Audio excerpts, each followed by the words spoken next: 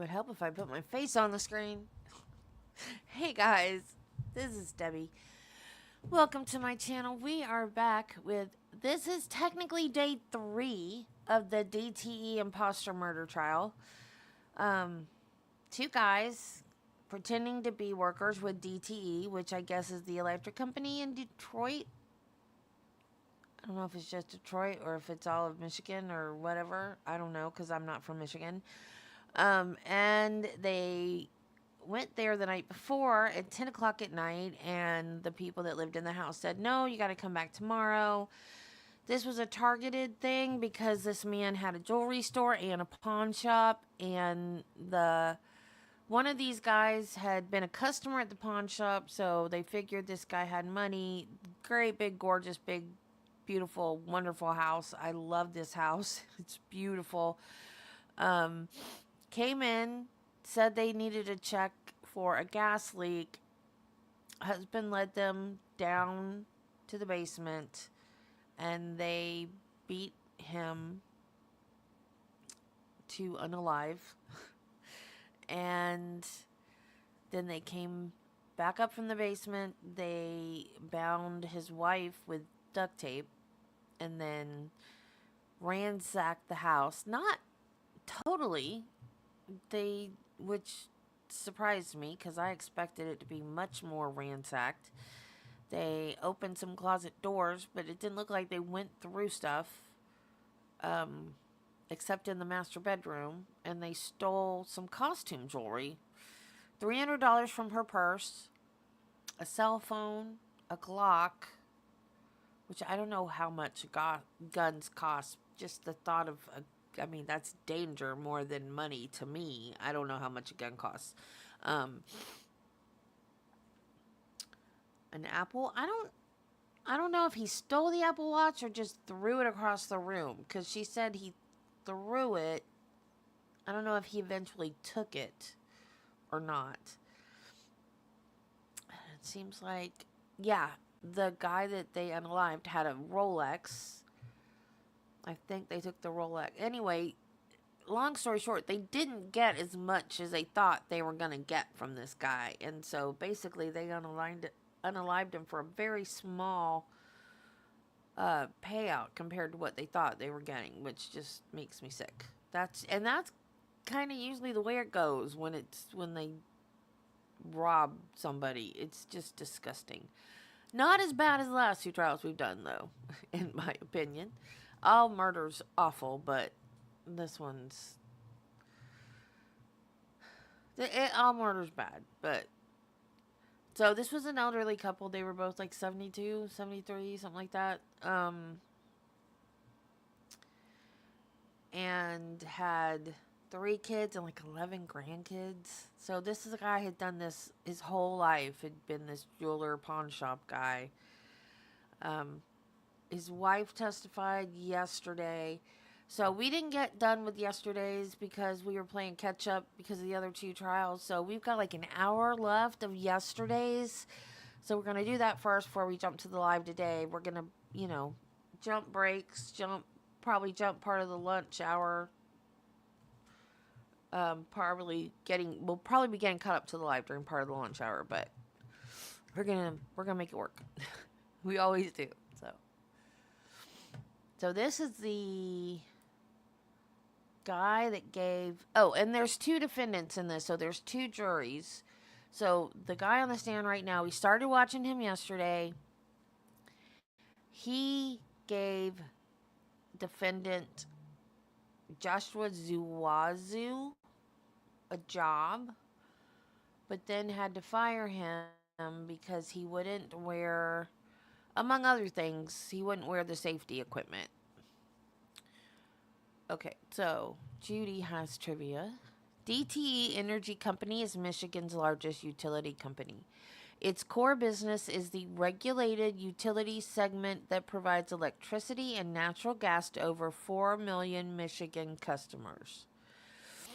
DTE is planning large-scale investments in solar, wind, natural gas conversions, and battery storage. DTE's renewable energy currently includes 20 wind parks and 34 solar farms in Michigan. Oh, that's cool. I love the wind park thingies. I used to play a video game. Travis and I had a video game. This is one of the things like we bonded over when we were dating.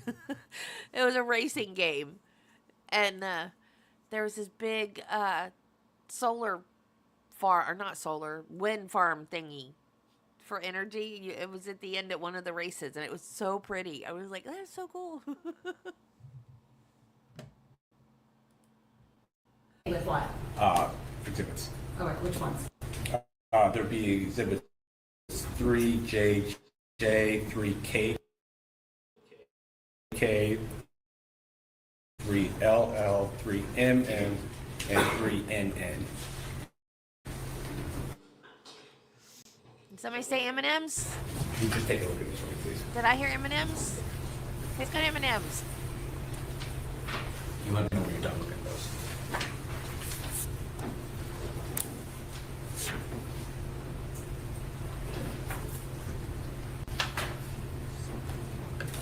I hope we're at the right part.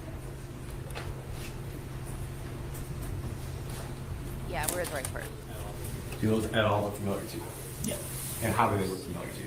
there's safety boots that are pretty common for us to buy from employees. Are these the same type of boots that you would purchase for temp employees or employees after they become hired?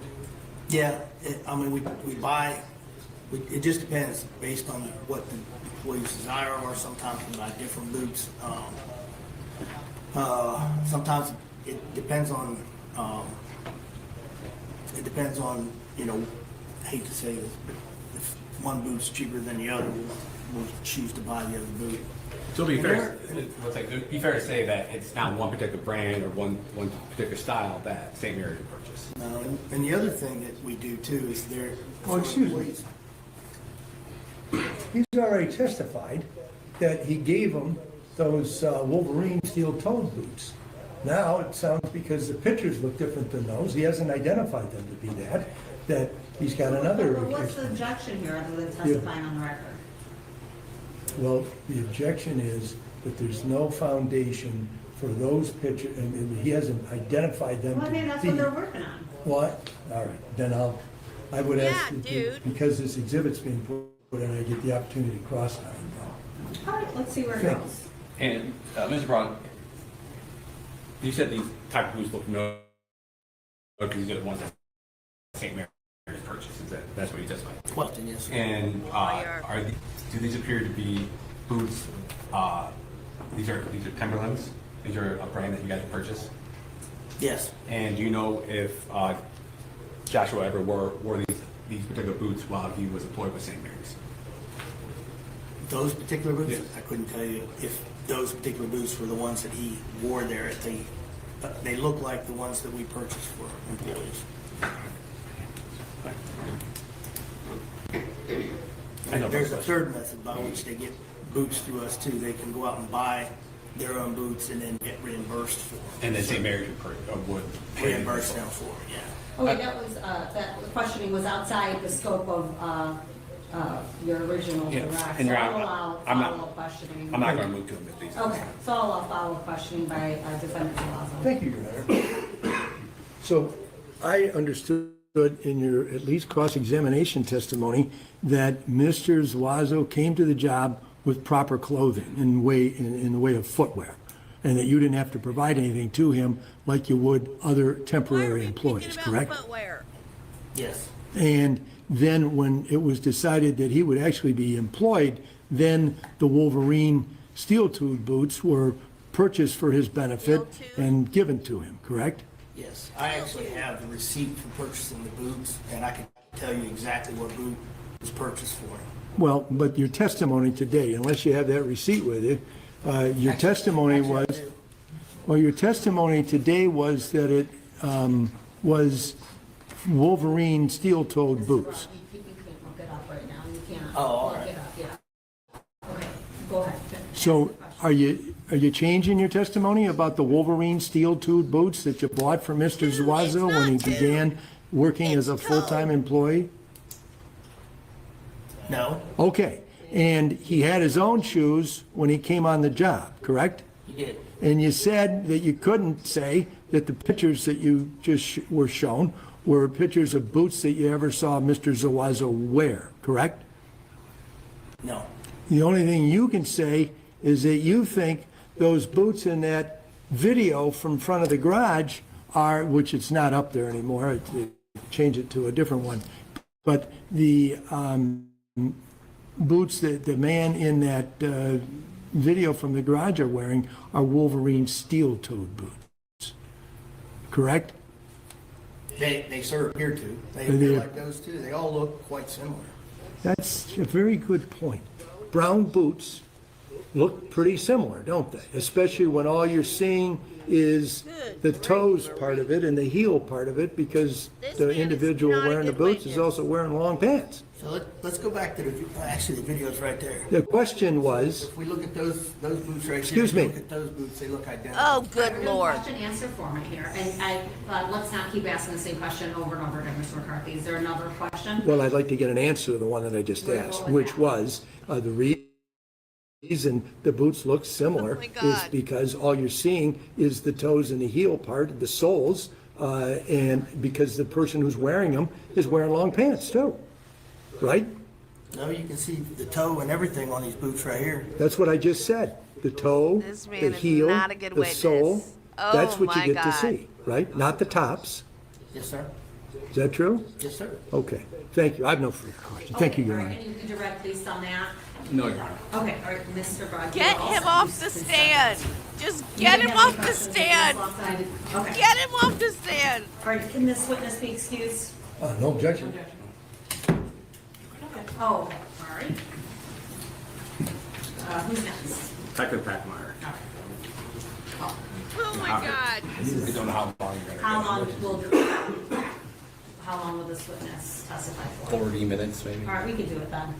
We'll go for another half an hour. It's about 4:30. But I don't think that includes not our cross. Mr. Packmeyer was, or Detective Packmeyer was very involved with the case, so I do have a number of questions. That's a true statement. Well, at least let's get the direct out of the way. Take the call, Detective Packmeyer.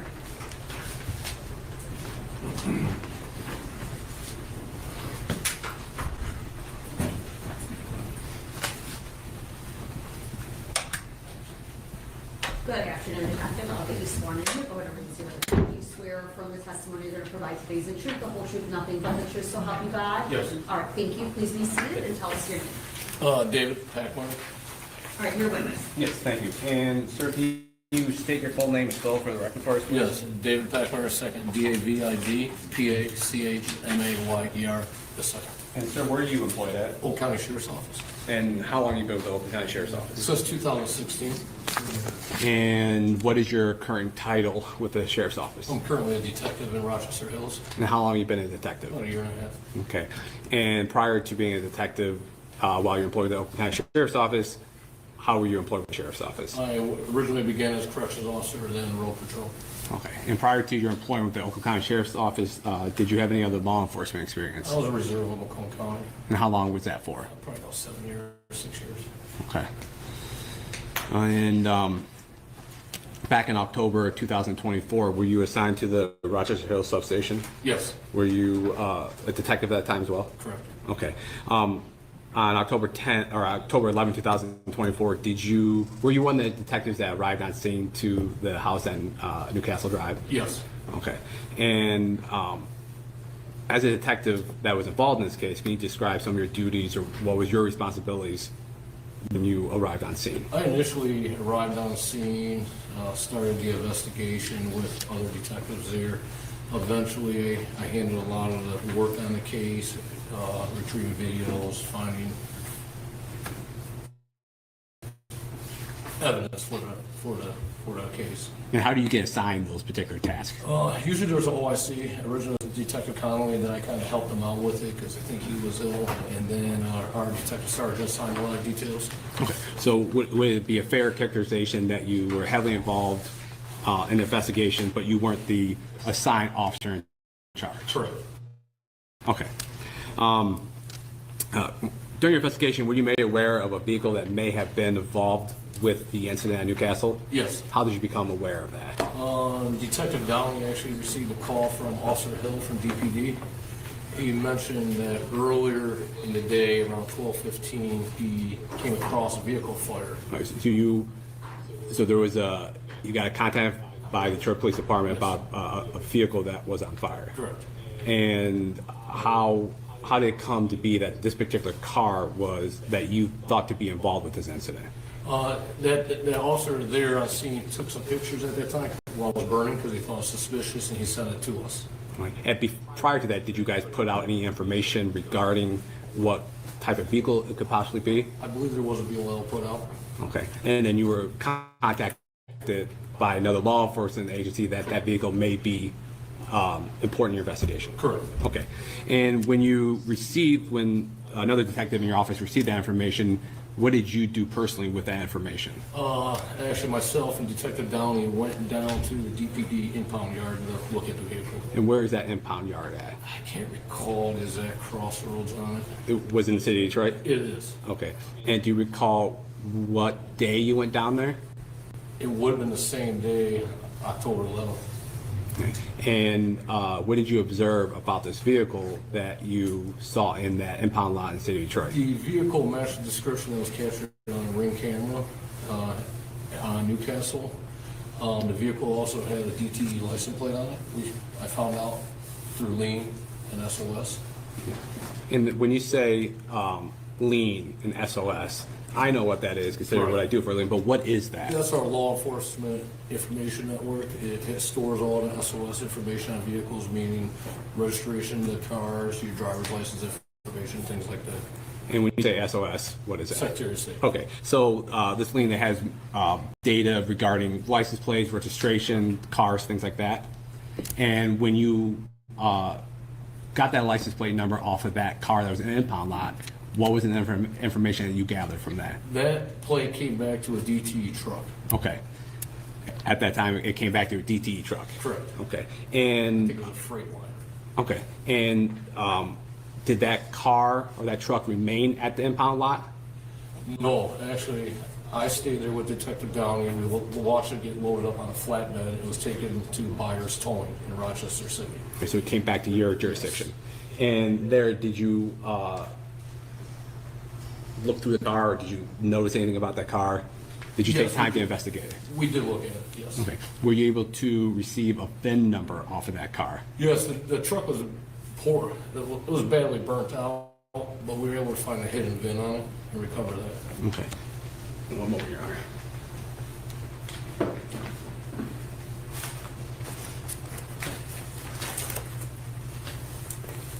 Now, may I approach the witness? You may. What are you coming up with? I am coming up with People's Exhibits 15B, C, D, E, F, and G. Okay. You take a look at these for me, please. Good. Hey, we get to see pictures of a burnt truck.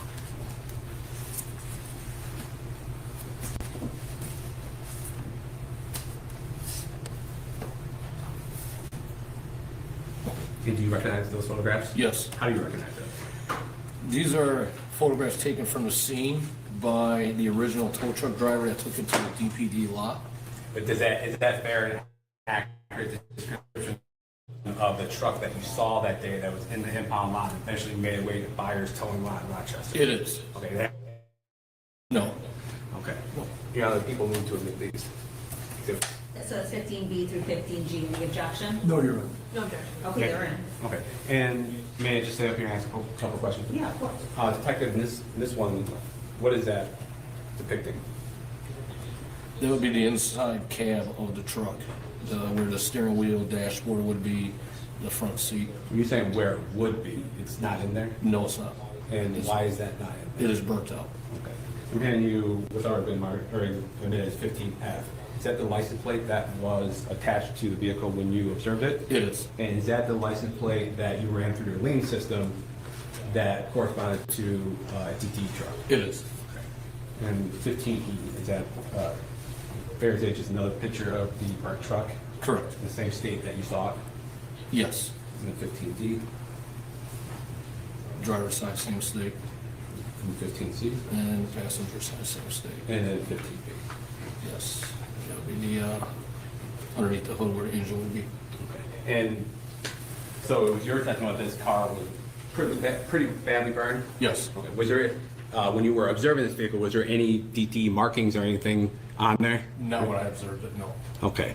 And after observing this truck and going through there, when you got the VIN number, what did you do with that VIN number? At that point in time, when I got the VIN number, I ran it through Lean SOS again, and it came back to a stolen truck. Right. And so this lien information, when a car is stolen, how does that get in? If there's a report made, not that the car is stolen, but if a report is made, how does that get placed in lien? Yes, if your car is stolen, you make a report, law enforcement will enter the information for the vehicle into our system, Lean, and we'll get notified if we enter that VIN number in that the vehicle is stolen. And so the vehicle VIN number on that truck that was burned came back stolen? Correct. Okay. And do you recall what the reporting agency was out of? I believe it was reported on September 30th out of Dearborn Heights. Okay.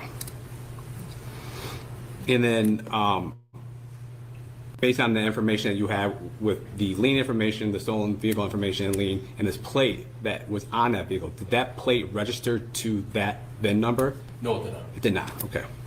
And were you eventually able to figure out via the lien system where that plate belonged to? I did. And where did it belong to? It did belong to DT on the Freightliner down at their Trombley station. And so, but it was not registered or associated with the truck that you were reviewing? No. Okay. And then you said you recovered this truck at tow lot in Detroit. Did you go to the scene where it was reported to have been recovered? I did. Okay. And do you recall what area that was recovered in? Yes, it was, I want to say it was 18200 John R. Okay. Which is between 6 and 7 mile on John R. Okay. And you drove past that? What type of area is that? It's very desolate. Okay. It's kind of vacant. Would it be fair to say there's a lot of vacant lots? Yes. Okay. So it's not like an industrial complex or, okay. And part of your investigation, did the sheriff's office request or go look for any sort of surveillance videos from any houses or businesses that were located there? Yeah, I think the day of the incident, our FAT team was sent down there to look for video on houses, the few that are down there. Okay. And you said the few that were down there? Yes. And based on your investigation, were you and your team able to recover any videos in that area? Yes. Okay. And where was that video located? The video is located about 2 blocks north of where the truck was found on 90 East Greendale. And that's in the city of Detroit as well? Yeah, You said- actually that's Hamtramck, I believe, zip code.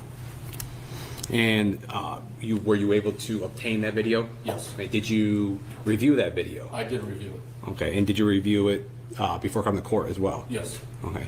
And the people are going to move to admit and publish people's exhibits 21A and 21A at this point, Your Honor. Excuse me, could we take down Oh, yeah. the exhibit that's been up there? Yeah. Yeah, of course, we'll take that down, but Thank is there, I'm assuming the parties have seen 21A and B? Yes, ma'am. Yes. Do you want any additional foundation to be established before admitting it? No, I think we are satisfied. Okay, all right, 21A and B are, Thank you. And Your Honor, the people move to publish at this time. go ahead. And then after done playing, I'll probably just ask you a couple questions. As you know, you can see that right up there. Yes.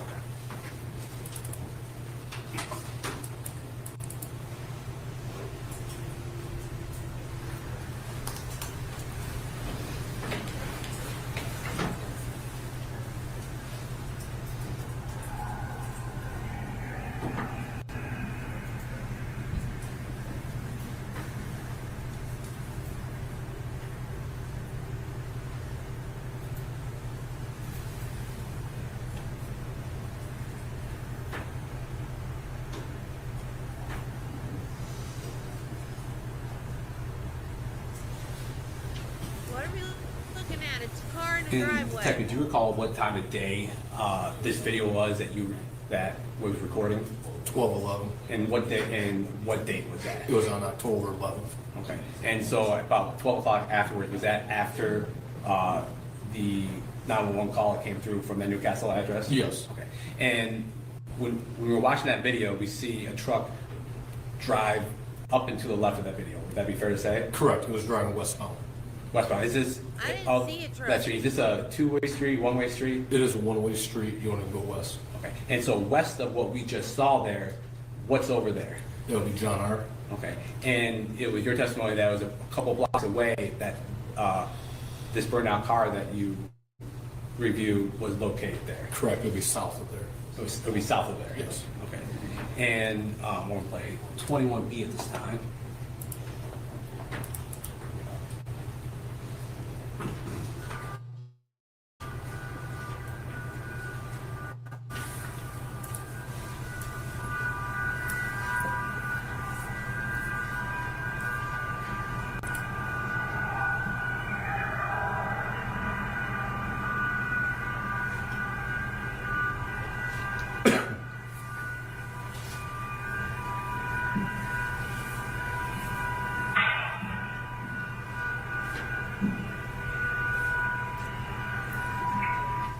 Detective Packmeyer, was that the car that we just saw, was it traveling in the same direction that we just saw that white truck? Correct. At 12:16. Okay. And based on the information you have in your investigation, that car that we just saw, was that significant in your investigation of this particular crime? Yes. And how did that particular car that we just saw in there, how did that become important to your investigation? That car was eventually identified as defendant Hernandez's Jeep. And what type of car was that? It's a Grand Jeep Cherokee. I think it was a 2020. Okay. And so during your investigation, that car came to be linked to the defendant Hernandez? Correct. Okay. And do you recall what time of day, this clip that we just watched, what time of day that was after the first one that we saw? That was 5 minutes after the DT truck went by at 12:16. The first video showed the DT truck, and then the second video shows a car that resembles a car that was associated with Ms. Hernandez. Correct. Okay. And then just off the screen, a little while later, that car is recovered, burned out. Correct. You know you would hear the explosion in the video. That's the sound that you believe you were hearing? Yes. Okay. And then at some point, were you made aware or were contacted by Home Depot, asset protection, or how did that come about? Yes. So she went to pick them up. Detective Durfee actually Pick him up. contacted Home Depot Asset Protection to see if they could link up purchases of certain items at the same time, which he requested a high-vis vest in Gorilla Tape. Okay, so would it be fair to say you had information or items that would potentially be associated with the Newcastle address or your investigation? Correct. And that information was then relayed to Home Depot? Correct. Okay. And would it be fair to say that Home Depot then reached out to you guys and provided video and possibly receipts? It was requested, we requested Home Depot to look up these certain items, see if they were purchased, and then look into the video.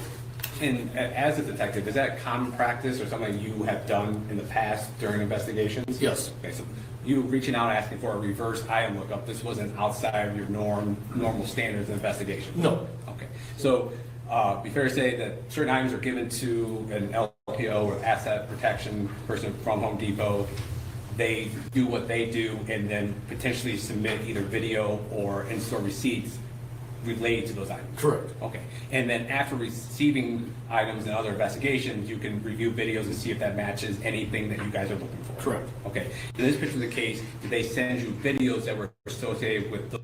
Okay, my question is, was his wife driving his Jeep and he was driving the truck, or was one of the two men, or like they were both in the truck, or one of the two men was in Hernandez's car and the other one was in the truck?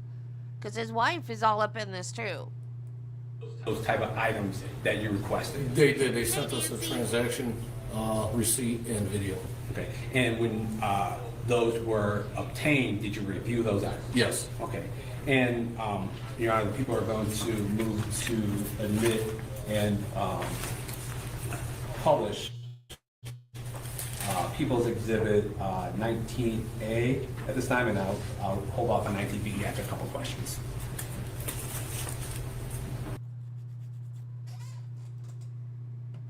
I didn't pause it. It paused itself. What is happening?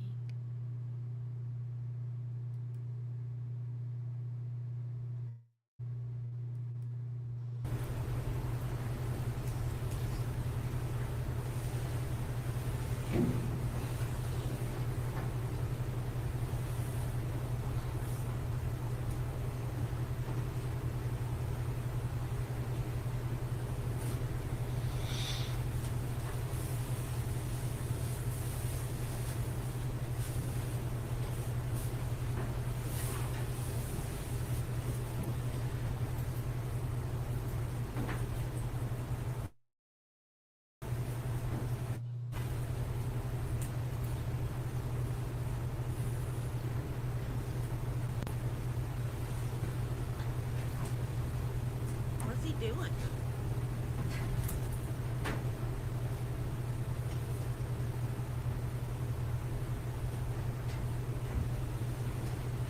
And is that the only video that Asset Protection from Home Depot sent you? No. Is that the one from, this is the one from Highland Park, though, right? Correct. And then were you, Your Honor, may I approach? I'm handing you what the mark is, People's Exhibit 19B. Yes. Do you recognize this? That is a receipt that they supplied. When you say they, is that the Asset Protection from Home Depot? Correct, from Home Okay, Depot.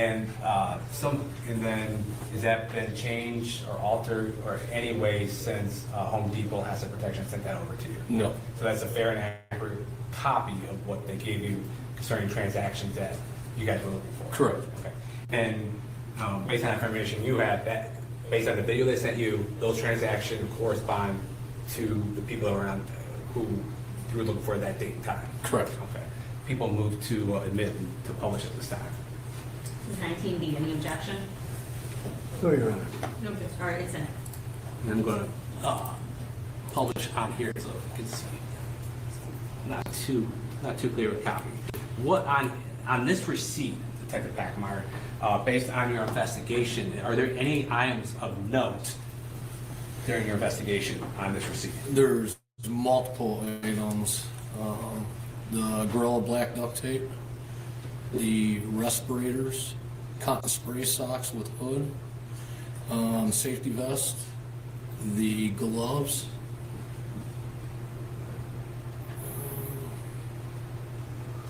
I believe the poncho. And why were those important or significant to your investigation? The Gorilla Black duct tape was used at the scene of the crime.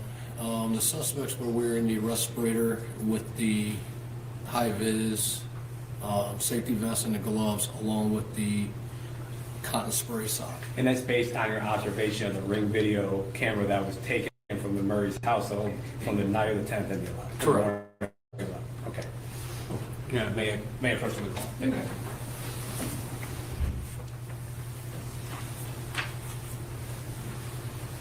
What about the zip ties? And then also as part of your investigation, did you reach out or was contacted by Lowe's? We did reach out to Lowe's after learning information. Yeah, and why did you reach out to Lowe's? I ran the white Grand Cherokee that belonged to Hernandez through our flock system. And then real which quick, is- what is, I know we had someone testify a little bit for flock. What is flock and what is that used for in investigations? It is a license plate reader camera, so it'll tell us where people are that have warrants, or maybe if we're looking for a certain vehicle, such as we were in this incident. There's public ones, there is private owned ones also, like Lowe's has. You said Lowe's has their own flock system? Yeah. How would you have access to that? We do get access to it, but they put them in on view their cameras. Okay, and so you have the license plate belonging to that vehicle, that Cherokee that is associated with Defendant Hernandez? Correct. Okay, and tell us how you went about using the flock system to find out about Lowe's? I did enter it into the flock system, I can't remember how many days. In the morning of October 11th, it revealed that that vehicle went to that Lowe's location. I believe that was also in Ellen Park.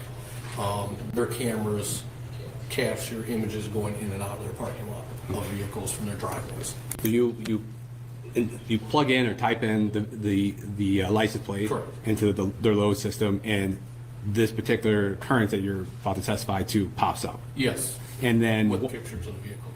okay, and then once you receive that, what do you do with that information? At that point in time, I believe, Detective Durfee contacted Lowe's, and we were able to recover surveillance videos of the subject in that vehicle there.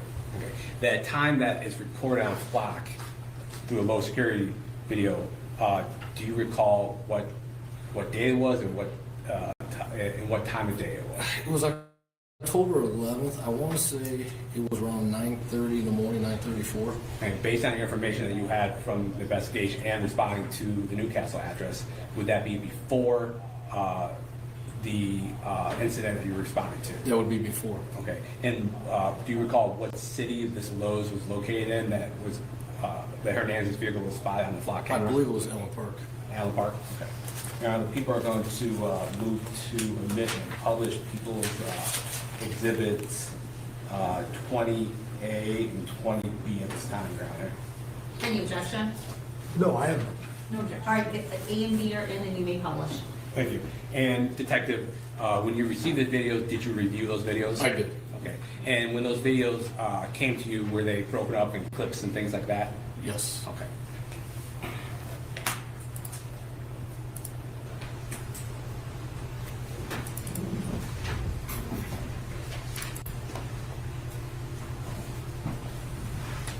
And Detective, is that the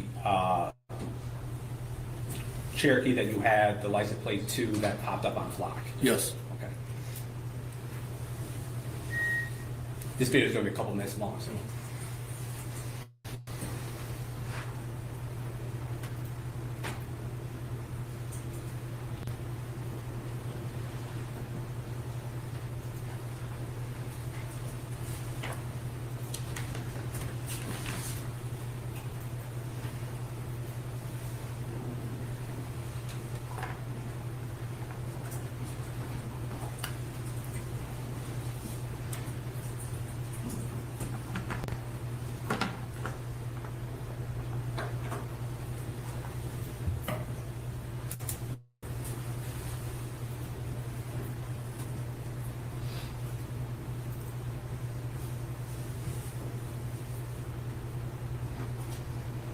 And Detective Packmeyer, is that a timestamp down the bottom of the screen? It is. And what is that? It is right now currently at 9:27 a.m. on October 11th, 2024. Thank you.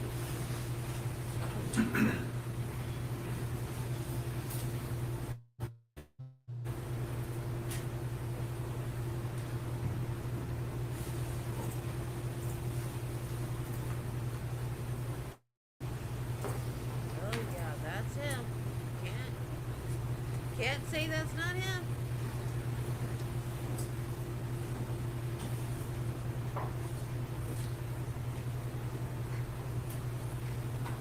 They went to Home Depot and Lowe's.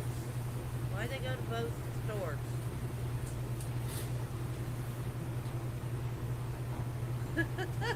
Marty.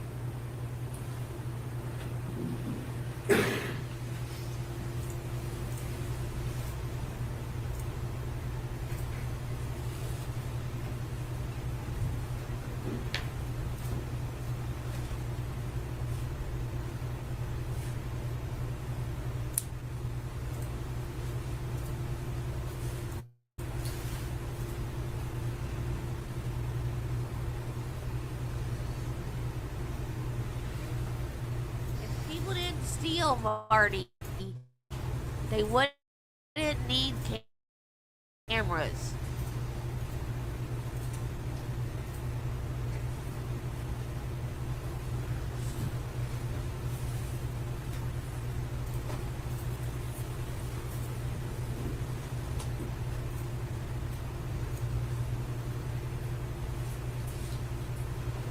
killed a 72-year-old man that had a jewelry store and a pawn shop.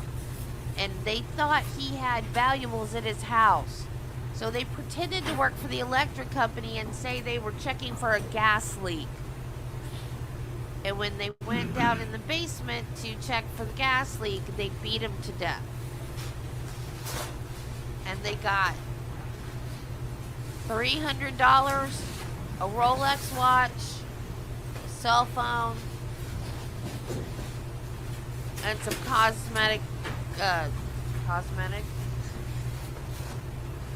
what's it called? Costume jewelry. Cosmetic jewelry. Take it back, Meyer. They all came over with clips, and it would be fair to say that I just presented these all together. Yes.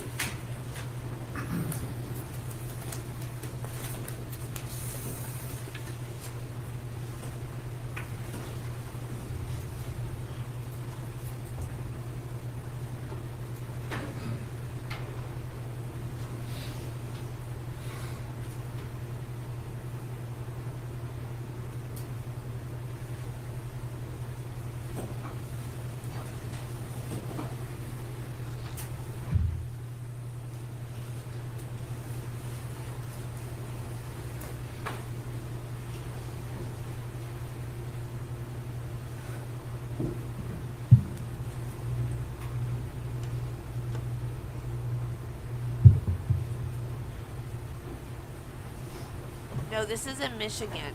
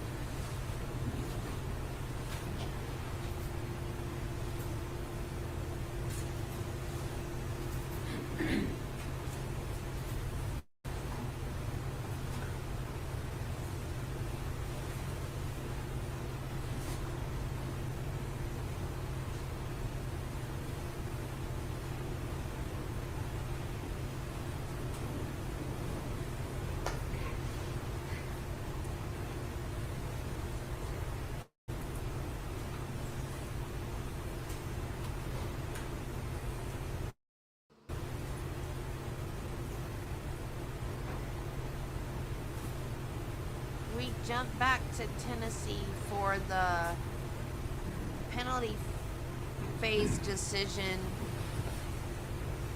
on Brandon Isabel. That's all. I still have to separate that stream.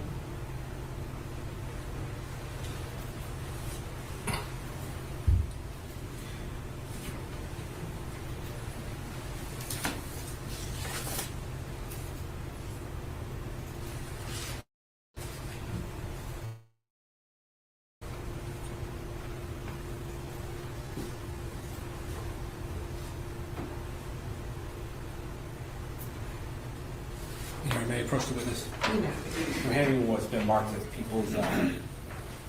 want to see? Thank you, Your Honor. Yes. Come on up. Can you take a look at that from that good? Does that look familiar? Yes, that's a Lowe's receipt. And is that the fair and accurate copy of the Lowe's receipt that was given to you by?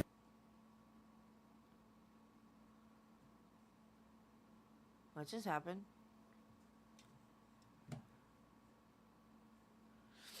Okay, I guess they ended the day there. No, they didn't.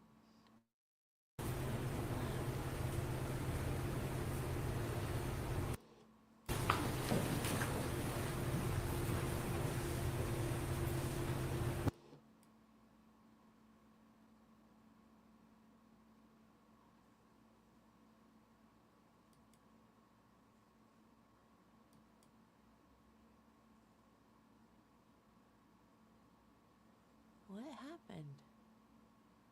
What is that?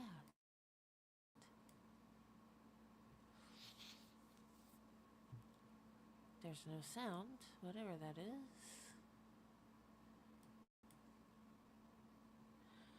Okay, I think that is... the news station went wonky. Okay, I guess we don't get to see the rest of that. Whatever.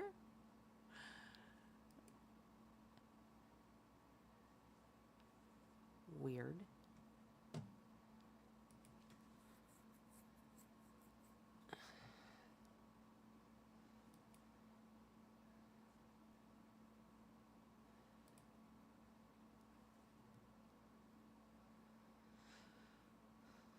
No, that's not. I didn't click on that one.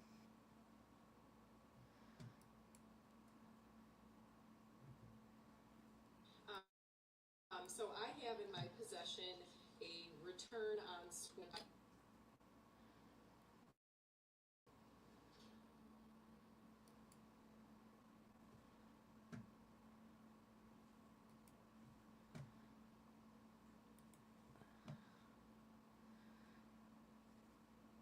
Okay, this isn't Court TV, guys. This is a local news channel in Detroit.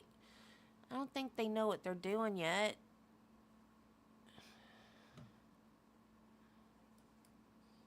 And then also, Oh, okay.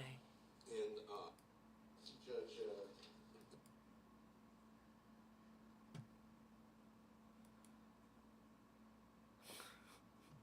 Nancy, you didn't break it.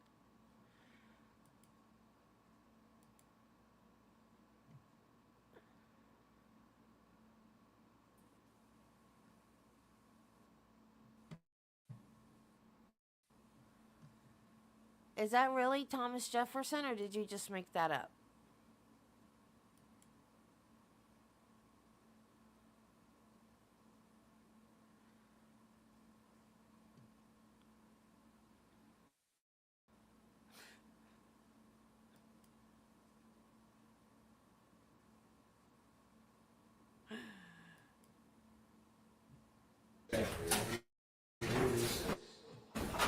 All rise. Oakland County Circuit Court is now in session. The Honorable Deputy Cole is presiding. Hey, good morning, everyone. Please be seated.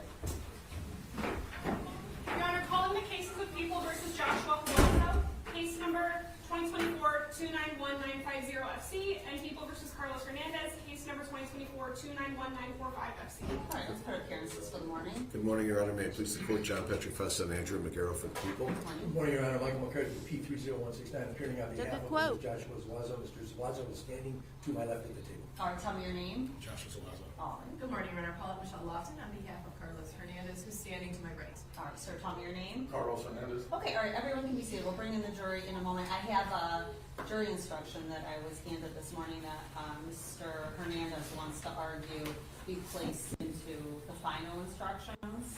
That's correct. All right, go ahead. Your Honor, I am requesting 16.26 felony murder defendants. I understand that there is no specific instruction that says whether or not this can be given if co-defendants are being tried together but do have separate juries. But I do think it's applicable here, and that's why I'm asking for it. Also, if you look at the note, it says that it may be used in conjunction with 2.19, which I believe is the jury instruction that was previously read to the jury. I do think it's relevant in this case because they are hearing testimony about the co-defendant, and I know we touched on it in voir dire that they're only to decide the actions of Carlos Hernandez, but I think it would be good to remind them, and I do think this is He's an applicable. accomplice. I am asking that it be read to the jury. All right, 16.26 felony murder co-defendants. I have had an opportunity to review it, and my immediate thought goes to it's contradictory to the aiding and abetting instruction. What's the people's thoughts? Judge, there was a number of instructions that counsel had asked that we add before this, including Mr. McCarthy, and they've submitted those. I've been in agreement with all of those that have been at the This is the only one that's outstanding. Mr. Murphy and Ms. Lofton had requested a jury instruction, I think it was 2.22, which I think covers this topic that we did add to the pack earlier in the week. But, and just for the record, this is not joined in by Mr. McCarthy requesting this instruction. All right, so Mr. Zuazo is not asking that the instruction be read, is that right, Mr. McCarthy? Well, yes, because I think that the jury is going to be instructed separately. My jury will be instructed separately. And the whole point of that is that those jurors would consider the instructions that have to do exclusively with Mr. Zuazo and not with Mr. Hernandez, although I certainly will be arguing some culpability regarding the co-defendant. So the people's position is that this instruction is very confusing because it starts talking about you should consider each defendant separately. Okay, they're not considering the other defendant's guilt or innocence. And then it says they are entitled to have their case decided on the evidence that applies to them. We're not talking about deciding anybody's case but Hernandez for his jury and Zuazo for his jury. And then it goes on in paragraph 3, which is most disturbing, I think, out of all of it for confusion, is instead you must determine as to each defendant separately. You're not deciding the other defendant whatsoever. So I think that does nothing but confuse what their responsibility is. Okay, I do agree. I think the nature of having two juries for each defendant, it's reading an instruction to each jury then, as if they are associated with it, telling them to consider each defendant separately when we're actually going to instruct them to not take into consideration any evidence that they heard against the other defendant. So I do think it's contrary to the intent of the two juries. So 16.26, Ms. Lofton, will not be read in. Understood. Okay, anything else before we bring in the jury? Not by the people. Okay. Your Honor, I know you want the witness. Yeah, let's bring in our witness, so he's already seated when you come in.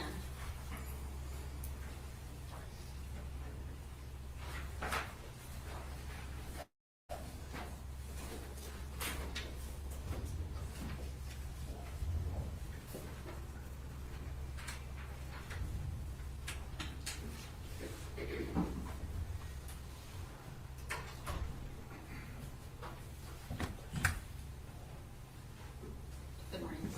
All right, you're still on the vote, but I'm going to repeat that when the juries come in so that they can hear that I told you that. But you can be seated until we bring in the juries. Let's bring them in, please. Thank you.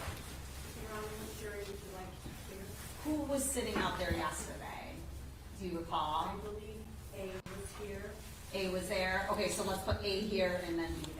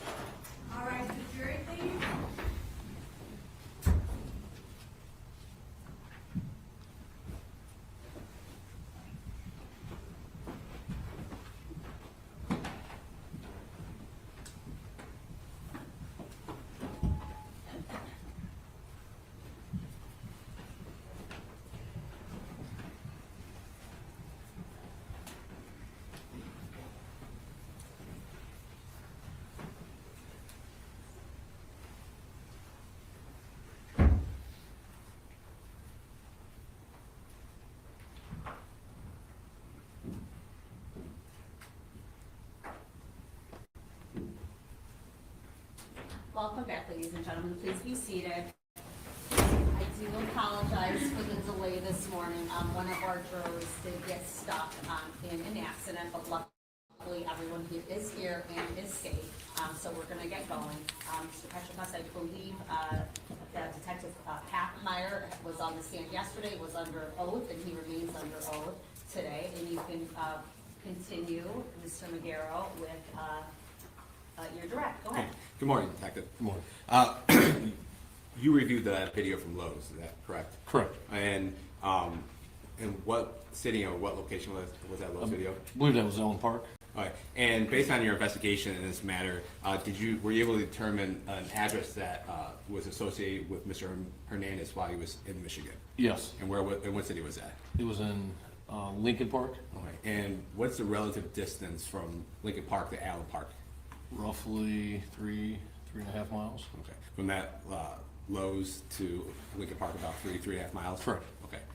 And that Lowe's video was taken in the morning of the homicide in Rochester Hills? Correct. Okay.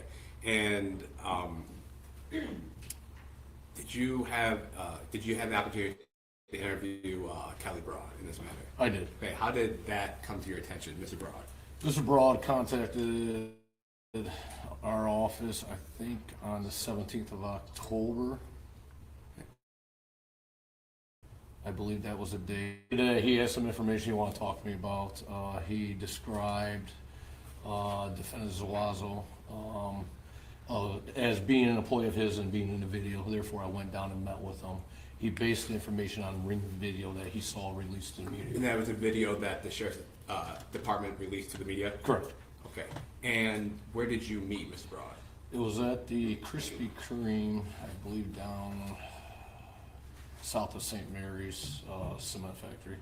Okay. And when you met with him, it was in the parking lot? It was. Was that in your squad car or patrol car? My detective car, yes. Okay. And did you play for him those ring videos? I did. Okay. And do you recall how many times you played those videos for him? I know the one we rewound, I think, twice because he wanted to hear something that was stated in the video. And was that the video of Mr. Hernandez leaving the garage? Yes. Okay. And how did you play that video for him? On my county issued computer laptop. So you had a laptop, and then Yes. were you sitting in the driver's seat? You were sitting I was in the passenger? driver's seat, he was in the passenger seat. Do you recall about how long this meeting lasted for?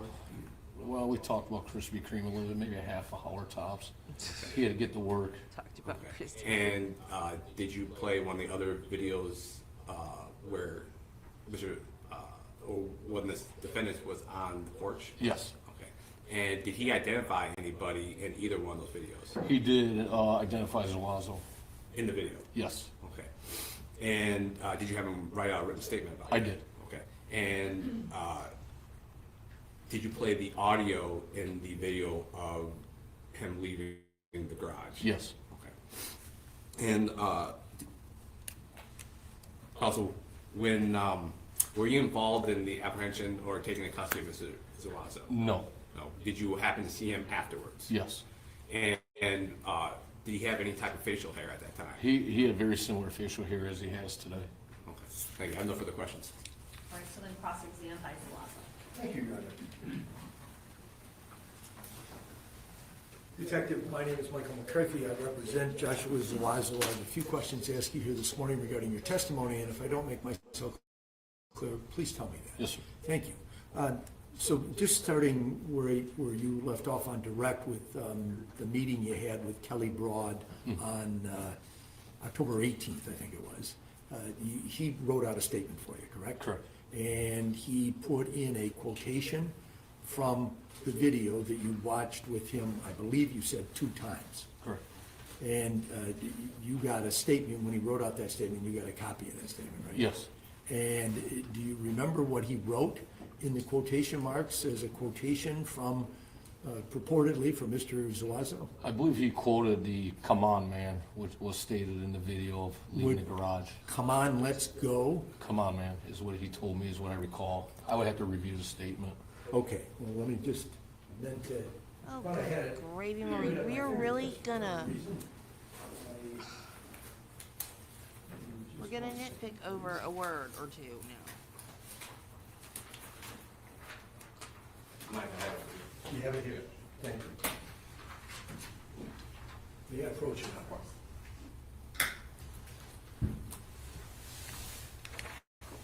I'm handing you a document. I ask you first of all whether you understand or recognize it. I do. And is that in fact the statement, or at least a copy of the statement that Mr. Broad prepared for you back on the 18th day of October last year? Yes.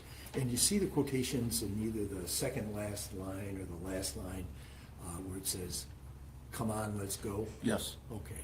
Now, you've listened to this video on a number of occasions, correct? I have. And would you agree that what is actually said on the video is, "Come on, man"? I believe it was "Come on, man," and then after there was "Let's go" was stated, if I remember correctly. Okay, so that's what your recollection Yes, is. it was combined, was separated, is the way he wrote it. Okay, very good. Thank you. I'll retrieve that document. In your work in this case, quite a bit of it was finding locations through flock, Yes. correct? And you obtained those videos from Lowe's in particular, and then also at a Home Depot, is that right? Correct. And so let's talk about the Lowe's one. Okay. That is at about 9:30 in the morning on the 11th day of October, is that correct? Correct. And there's nothing in that video that shows the departure of the vehicle, is there? From the Not that parking lot? I recall. Okay, so obviously, it's the flock that is the mechanism by which you were able to find this white Jeep pulling into the parking lot at the Lowe's on that morning, October the 18th, correct? Correct. And October the 18th? No, what date was it? it would have been October 11th. I'm sorry, I was thinking about the statement with Mr. Broad. I am corrected, October 11th. Correct. So it's 9:30 in the morning. Your investigation makes you know that the arrival of the two people that come to the home of Mr. and Mrs. Murray is at about 11:30 in the morning, is that correct? Correct. So this is about a 2-hour difference in time. There's no flock that shows the departure, at least of which you are aware, the departure of that white vehicle from the parking lot after the purchases were made, correct? Necessarily, they may not have cameras exiting and entering, therefore when it captured, flock is not always 100% reliable at catching images either. So I can't recall to say if there's a camera leaving that it would have captured it or not. Okay, you would agree that it's not something that you had put into the materials that you submitted to the prosecutor's office? And so we don't know exactly who got into that vehicle after the purchase was made on the inside. That's correct? fair to say, yes. Now, we do see the vehicle again We know who got out of it, though. later in the day at about 12:16, as I recall from your testimony yesterday. And it is going in the same direction as that white truck was going by, the DTE truck, correct? Correct. There's about a 5-minute difference in time, correct? Correct. And so we know, based on your testimony, that that vehicle belonged to Mr. Hernandez, is that correct? That is correct.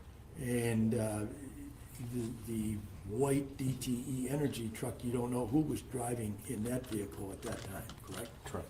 And you don't know how many people were in it as it goes by that address on Manchester Street in Detroit or Highland Park, whichever it is.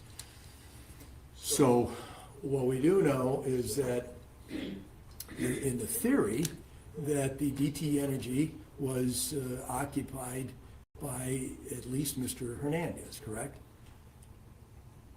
In theory, At yes. the house on the street in Rochester Hills where this incident occurred, correct? The video shows both subjects leaving the garage going to the DTE truck.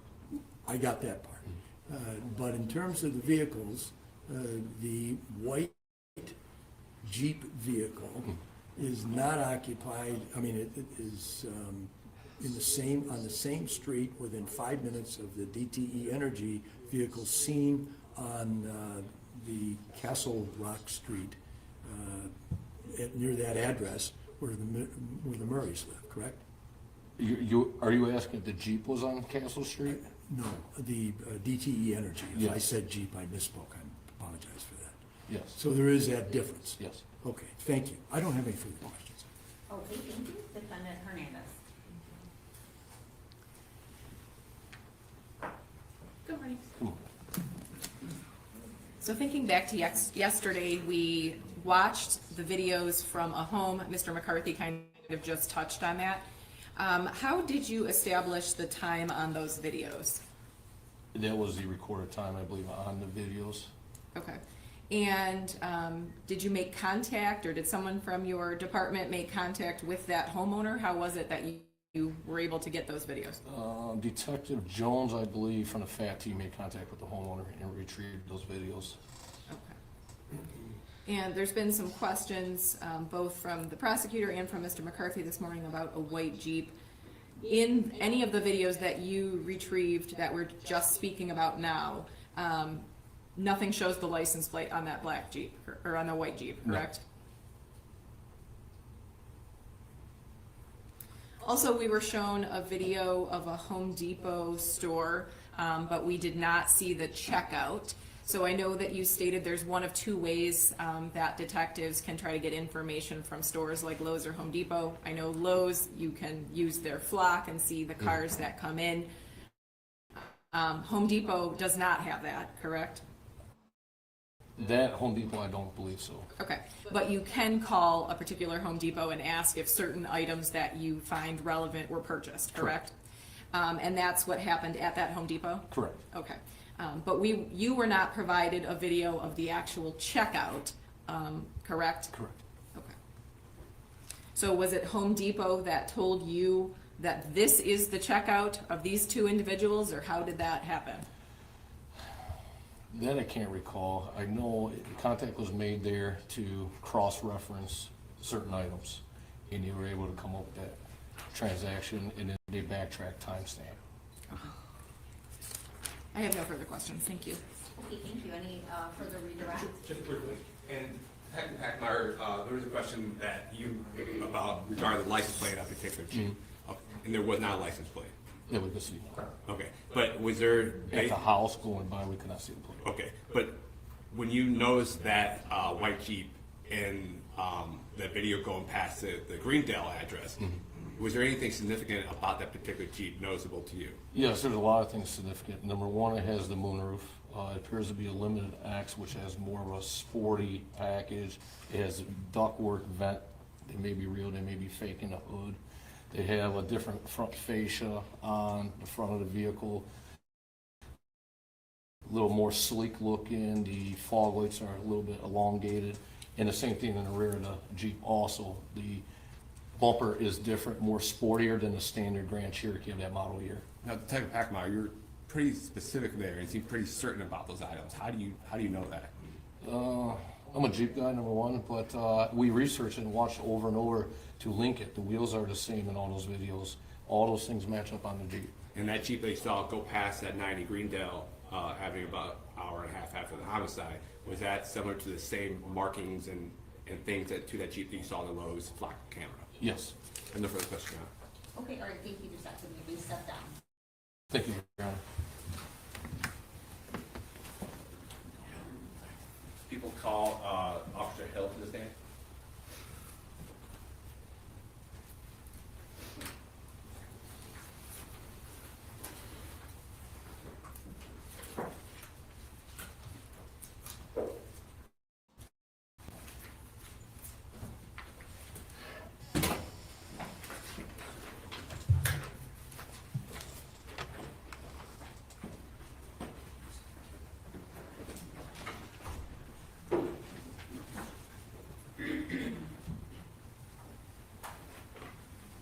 Good morning, officer. If you could just get in that witness stand and stay standing, raise your right hand, and I'll get you sworn in.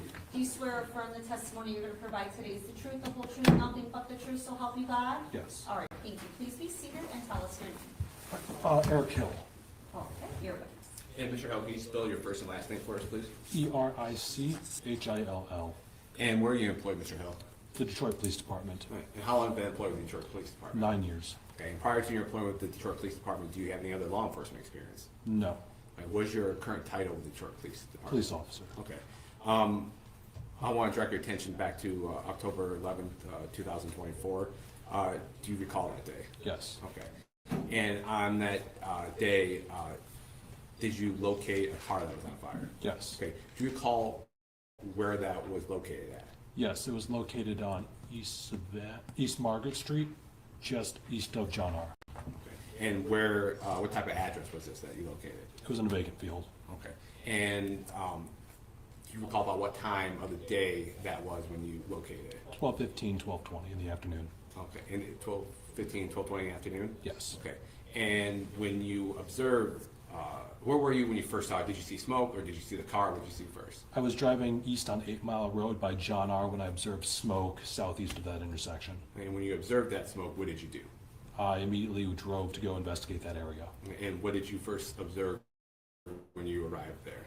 A white F-250 on fire with 2 firefighters standing by watching. There was already firefighters there? Yes. Okay.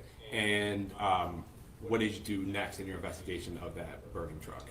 I was in plain clothes in an unmarked vehicle, so I got out, identified myself as Detroit Police firefighters, and asked what was going on with the burning car. Okay. And at some point during your investigation, did that particular car were you made aware that this car could be of interest in law enforcement? Yes, so in my experience, little backstory, I worked at the 11th precinct where this car was located for about 6.5 years. Knowing that there's almost nothing in that area, and for something to be burning in the middle of the day, it would be highly unusual, likely tied to something violent. And so when you were over in that area, you had concerns about this? I was fairly certain, yes, I didn't have any definitive proof at the time. Okay. And did you get notified by dispatch or over the radio that this car could be of interest? So upon determining that the car had DTE logos on it, I immediately contacted our dispatch asking if there had been any reports of a stolen DTE truck to Detroit Police that day. And then were you made aware that there was? At the time I was told no. I didn't learn it was related to anything until later on in the day around 4:30, 5 o'clock. Okay. You want me to approach the witness? You may. And officer, I'm hitting it with already been marked at People's Division, admitted at People's 15A. Can you take a look at this for us? Yes. Do you recognize that? Yes. How do you recognize that? This is the picture I took before I sent it to Investigator Downey, I believe it was, for Oakland County. And that's exactly what that truck looked like on fire in that 11th precinct that you Yes. were used to. Thank you. I have no further questions. Yeah? Cross-exam Zuazo. That's what I thought about the last officer, Nancy. Officer Hill, my name is Michael McCarthy. I represent one of the defendants in this case, Joshua Zuazo. I just have You a few don't need to questions. keep as to the introducing story and yourself. Testimony. If I don't make myself clear, please tell me that. So this vehicle was south of 8 Mile Road and Correct. east of John R. Correct. Was it as far down as State Fair, which is 7.5 miles?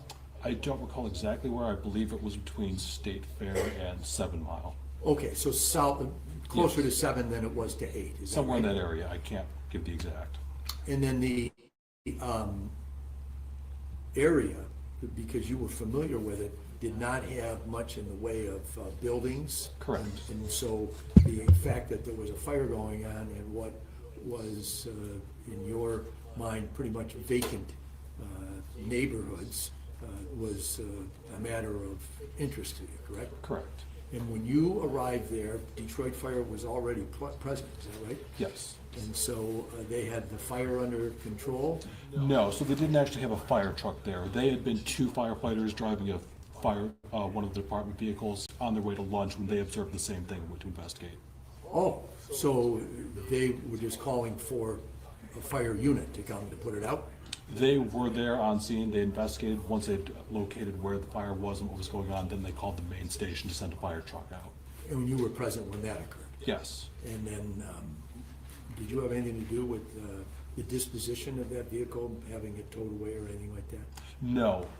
In order to tow away a vehicle or impound it, you need a program called GovTow, and a computer, which I did not have because I was in an unmarked vehicle with no computer at the time. So I called for over dispatch to send a marked unit to recover the vehicle.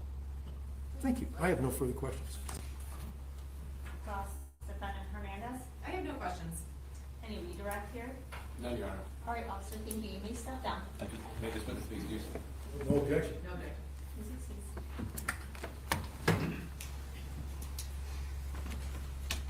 People call Lieutenant Martez Dixon.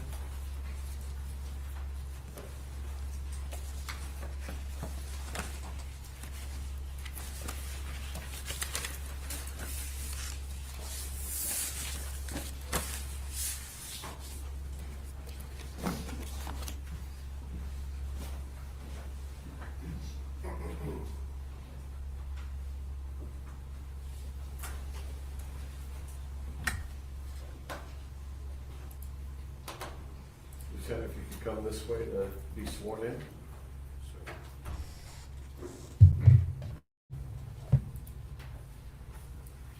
You can step up, the judge will say your name. Good morning, Lieutenant. You can just stand up and raise your right hand. I can get you sworn in here. Do you swear or affirm the testimony you're going to provide today is the truth, the whole truth, nothing but the truth, so help you God? Yes, ma'am. All right, thank you. Please be seated and tell us your name. My name is Martez Dixon. Your witness. Good morning. If you could tell us how you're currently employed, I'm employed through the city of Detroit. and just if you could do me a favor, there's folks that are in the first two rows that are also jurors that need to hear you. So if you could get your voice up loud, it may be loud enough, but I just want to make sure so we don't have to repeat it. Okay? Yes, sir. If you could tell us how you're employed. I'm employed through the city of Detroit, Detroit Fire Investigation Division. And how long have you been doing that? Been doing that since 2021, about 4 years. Okay. And you have a rank of lieutenant? Yes, sir. And is that rank of lieutenant through the fire department, or is it through the police department? It's through the fire department. Okay. And did you have specialized training for your duties currently? Yes, sir. And what are your duties currently? My duties are to determine the origin and cause of fires. Okay. And could you explain to the jury basically what that means when you have that specialty? When you have that specialty, you are assigned to fires that's in the city of Detroit, and I investigate the fires, and like I said, I determine the origin and the cause of the fires. And have you testified multiple times before? No, sir. This is the first time? Mentioned back to October 11th of 2024, were you called out as part of your duties to investigate a suspicious fire? Yes, sir. Can you tell us what that entailed? That entailed I had a call out on a vehicle fire on the east side of Detroit. So that's good. Did you take photographs of that vehicle? Yes, sir. I'm going to show you what's already been introduced. If I could approach your Honor. Exhibits 15B, Well, there's always a first time. 15C, 15D, and 15E and F. Can you see all those photographs? Yes, sir. Do you recognize those photographs? Yes, sir. And how do you recognize those? These are the photographs that I took of the vehicle once I arrived. Okay. And can you tell us from your training experience what you noticed when you got to the scene and looked at the vehicle? I noticed significant fire damage that originated in the interior and extended to the exterior. Okay. Were you there where the fire was still going, or did you get there after that? I was there after it was extinguished. Okay. And you photographed the license plate also? Yes, sir. And this investigation ended up getting involved don't with know. a homicide I case was at wondering that Zuozo too. County, correct? Yes, sir. You didn't do any chemical testing on the interior of the vehicle of anything of that nature, did you? No, sir. I don't have any other questions, Judge. All right, cross-exam Zuozo. Lieutenant, my name is Michael McCarthy. I represent one of the defendants in this case, Joshua Zuazo. I just have a couple of questions to ask you here this morning. If I don't make myself clear, please tell me that, then I'll rephrase, okay? Yes, sir. So you are a lieutenant in the Detroit Fire Department, correct? Yes, sir. And your job is to investigate fires. Yes, sir. So you got called to that scene that day, and you were able to determine through your investigation that the fire initiated or originated rather in the passenger compartment of the vehicle, is that right? Yes, sir. How were you able to do that? Through the fire patterns, through the fire effects. And the fire patterns, were you able to determine a source of what ignited the fire? No, sir. And when the fire, you talked about the fire pattern, that means the direction in which the fire goes, correct? Yes, sir. In your direct testimony, you said something about in the back part of the truck, meaning the bed of the truck, there was fire damage there, correct? Yes, it was fire damage in the bed of the truck, but it originated in the passenger compartment and extended towards the bed of the truck. Yes, sir. Did it engage with the engine of the truck? Yes, sir. When you got to the scene, was the fire still ongoing, or was it already extinguished? It was already extinguished, sir. And when you conducted your investigation, did you do that on the scene there on John R. Street, or did you do it at some place where vehicles are towed by the fire department and investigations are conducted in a garage? I conducted my investigation right there on the scene. And the photographs that you took are right there? Yes, sir. And then you made a determination that it was originally ignited in the passenger compartment, but you could not tell what was the cause of the ignition, is that right? That's correct, sir. Okay, thank you. I have no further questions. Thank you. Cross from, Mr. McCarthy asked my question, so I have nothing further. Thank you. all right, no cross from then Defendant Hernandez. Any redirect here? No, Your Honor. All right, Lieutenant, thank you. You may step down. People call Detective Casey Jones.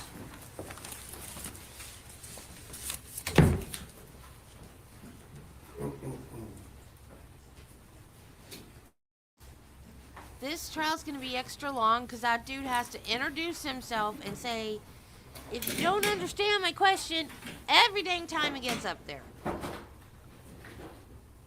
That wastes time. Every single time he gets up there.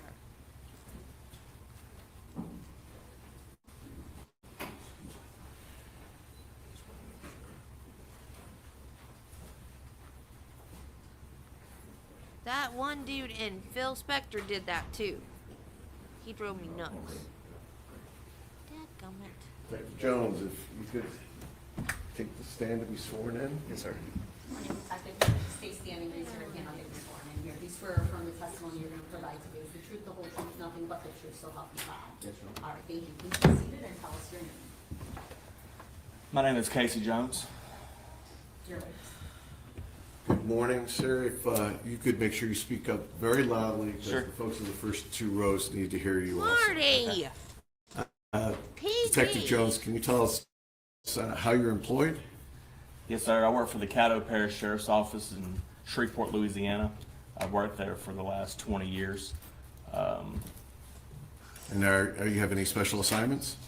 Right now, I work on patrol as a supervisor, but for the previous little over 9 years, I worked as a We're done with the investigator for the private parts detective bureau. talk. Okay, let me direct your attention back to October of 2024. Were you an investigator and detective back at that time? Yes, sir. I was a supervisor over our persons and property division. Okay, and can you tell us, as far as being a detective in that location, what your duties would basically involve? Investigating criminal matters involving crimes against persons or theft of property. Not having been to Cato Parish before, and that's parish, not county, correct? That's right. Okay, not being in Cato Parish before, are there any major cities that I would know of that are in Cato Parish? Shreveport, Louisiana. And are there any major highways that run through Cato Parish? I-49. And can you describe that highway? I-49 is a highway that goes through Caddo Parish, and if you come out of Arkansas south, it'll go all the way to I-10 toward Baton Rouge. Okay. And if you can tell us, as best you remember, your department became involved in a traffic stop of a Carlos Hernandez back in October of 2024, is that correct? Yes, sir. And you recall what day that traffic stop occurred? October 12, 2024, about and- 3:43 p.m. Okay, and does that highway head in the direction of Texas or going that varied route? Yes, sir. That interstate could lead to I-20 to go to Texas. And the directional path that Defendant Hernandez was going, Was that north or south, east or west on that highway? Southbound on I-49. And were you familiar with the deputy from your parish that engaged in that traffic stop? Yes, sir. And who was that? Deputy Michael Rocco.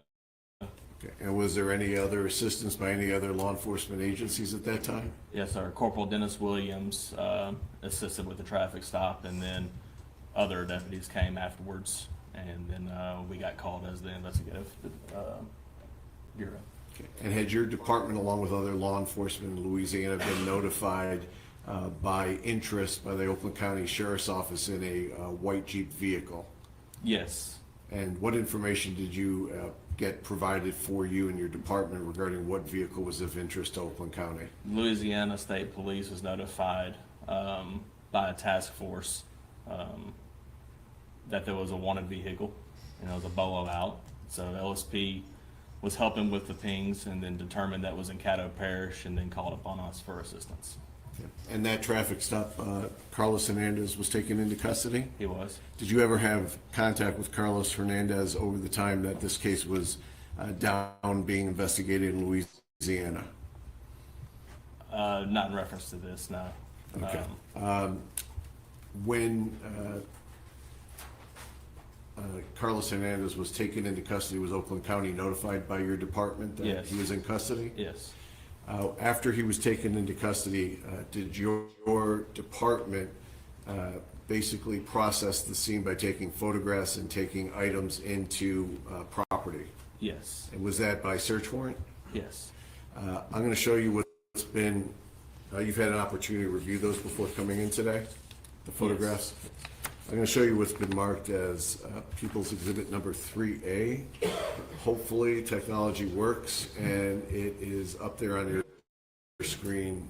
It is. Is that correct? Yes. Okay. For reference, Exhibit number 3A is photographed by your department showing the white Jeep front. Is that correct? Yes. Going to Exhibit 3B is a photograph from your department showing the passenger side of that white Jeep. Yes. Exhibit 3C shows the rear of that Jeep. Is that correct? Yes. And that also has the plate that comes back to the be on the lookout that your department received. Yes, sir.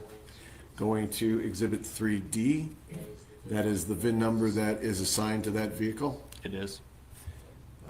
Photograph 3E, is that the Jeep driver's side? It is.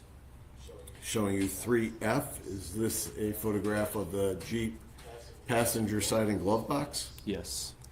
Showing you photograph 3G, is that a close-up of the Jeep glove box? Yes, sir. I'm going to show you what's been marked as 3H. Is that the clipboard inside the glove box? Yes. Showing you what's been marked as 3I. Is that a photograph of the rear seat of the Jeep? Yes. Showing you what's been marked as 3J, which is the Jeep trunk. Is that correct? Yes, sir. Showing you what's been marked as 3K. Is that a pair of black Nikes? Yes, sir. Showing you what's been marked as Exhibit 3L. Is that a black Nike on the right side? Yes. Showing what's been marked as 3L. Is that a black Nike 3M? Is that showing you the Nike sole of that right side? Yes. Showing you what's been marked as 3N as in Nancy. Is that showing you the left black Nike? This is the left side That's of the still shoe. in. Yes, sir. The 3N, do we have 3N? Is that the left side of the black Nike? Yes, sir. 3O, the sole of the left shoe of the black Nike? Yes. Moving on to 3P, does that photograph show a placard for a DTE sign? Yes. Showing you what's 3Q, is that showing a license plate with the identifying POCO 32? Yes. Showing you what's been marked as 3R, is that showing you a bucket hat? Yes, sir. Showing you what's been marked as 3S, is that showing a white mask? Yes. Showing you what's been marked as 3T. Is that showing a Home Depot bag? Yes, sir. Showing you what's been marked as 3U. Is that showing a pair of brown boots? Yes. Showing you what's been marked as 3V. Is that showing you a black sweat jacket? Yeah. Yes. Showing you what's been marked 3W. Is that a white t-shirt? Yes. Showing you what's been marked as 3X. Is that showing you the interior contents of the vehicle? Yes. Showing you what's been marked as 3Y. Is that showing you the roof rack that was attached and some of its contents? Yes. Showing you what's been marked as 3Z. Is that a black Nike bag? Yes, sir. Showing you what's been marked as 3AA. Is that opening for the contents of the black Nike bag? Yes. Showing you what's been marked as 3BB. Is that showing you a chest drawer from inside that Nike bag? Yes. Showing you what's been marked as 3CC. Is that showing you the contents of that drawer? Yes, except for the green Bonita that was on top of the clipboard inside of the glove box. Thank you. Showing what's been marked as 3DD. Is that showing close-up of the contents? Yes, sir. Showing what's been marked as 3EE. Thank you, dear. Is that showing you another angle of that drawer's contents? Yes. Your Honor, at this I am sorry I have not been by to do the same for you. I have been so busy. We've just been knocking them out, one trial after another, after another, after another. I'm exhausted. Love you, girlfriend. time, the people would move the exhibits we just discussed, 3A through 3EE, into evidence. Any objection? I have no objection, Your Honor. No, they're all in. Now, that's the photographs that we had discussed that was taken by Cato Parish, but they also took physical items into custody. Is that also correct? Yes. I'm going to try to do this as efficiently as possible, just for counsel's sake and for the record. First, we're going to discuss 6A through 8I, which I believe are going to be noted as we go. Is there objections to any of these? No, I have no No? Okay, all right, so are you moving for admission? Judge? Just trying to move it along if you're moving for admission and there's no objection. I am going to move for admission, and then I will accept the stipulation to publish. I just want the record to note they do have all Cato Parish evidence You tags. can ask all those questions, but just move it along, no objection. 6A to 6I, was that your request, or is the 6J part of that? And for the record, 6A is the physical clipboard, 6B is the DT sign, 6C is the POCO plate, 6D is the Pandora box, 6E is a turtle pendant, 6F is a Home Flex gas meter reader, 6G is the gray fisherman hat, 6H is the Home Depot bag and tools, and 6I is a hammer. So is he trying to get to Mexico with all this stuff or also, something? The next batch of exhibits, which were also taken It in was by closer Cato to Parish, Canada. these are the ones that went to the Oakland County lab. That's why they're numbered differently. These are lab exhibits. These exhibits would be 7A through 7G. If council wants to stipulate to that, we'll accept that stipulation, and I will just read what they are on the record. Well, Your Honor, I have no objection to the admission of these being admitted. 7A through 7G is nothing now. Okay, so they're in. I have a question. Did you move for 6J? No, I crossed that one off. Okay. 7A for the record is tan boots that were taken in by Cato Parish. 7B is a white mask that is taken in to Cato Parish.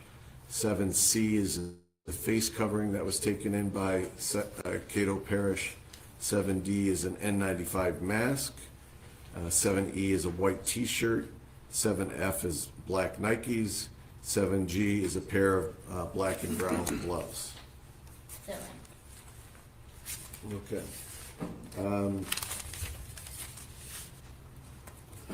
Yeah, just briefly, since the key part of your travel up here has been now covered with the exhibits, just briefly, I just have a few follow-up questions. In the traffic stop and the reports that you have reviewed, was defendant Hernandez alone, or was there other folks in the vehicle with him? I wasn't on the scene, but on review of everything, there were 2 other individuals with him. Okay, and one of those was his wife, Amanda Diaz? Correct. And one of those was a minor child? Was. And there were a couple pets in the vehicle as well? That's what I heard, yes, sir. Okay, and Cato Parish later transported Ms. Diaz, the children, and I guess Hampton Inn is pet friendly to the Hampton Inn? That's where they ended up, yes, sir. When the defendant was booked in by Cato Parish, you booked him in at 6'6" and 450 pounds, is that correct? That sounds right, yes, sir.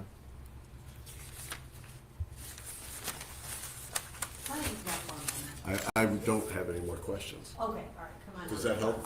No. Okay.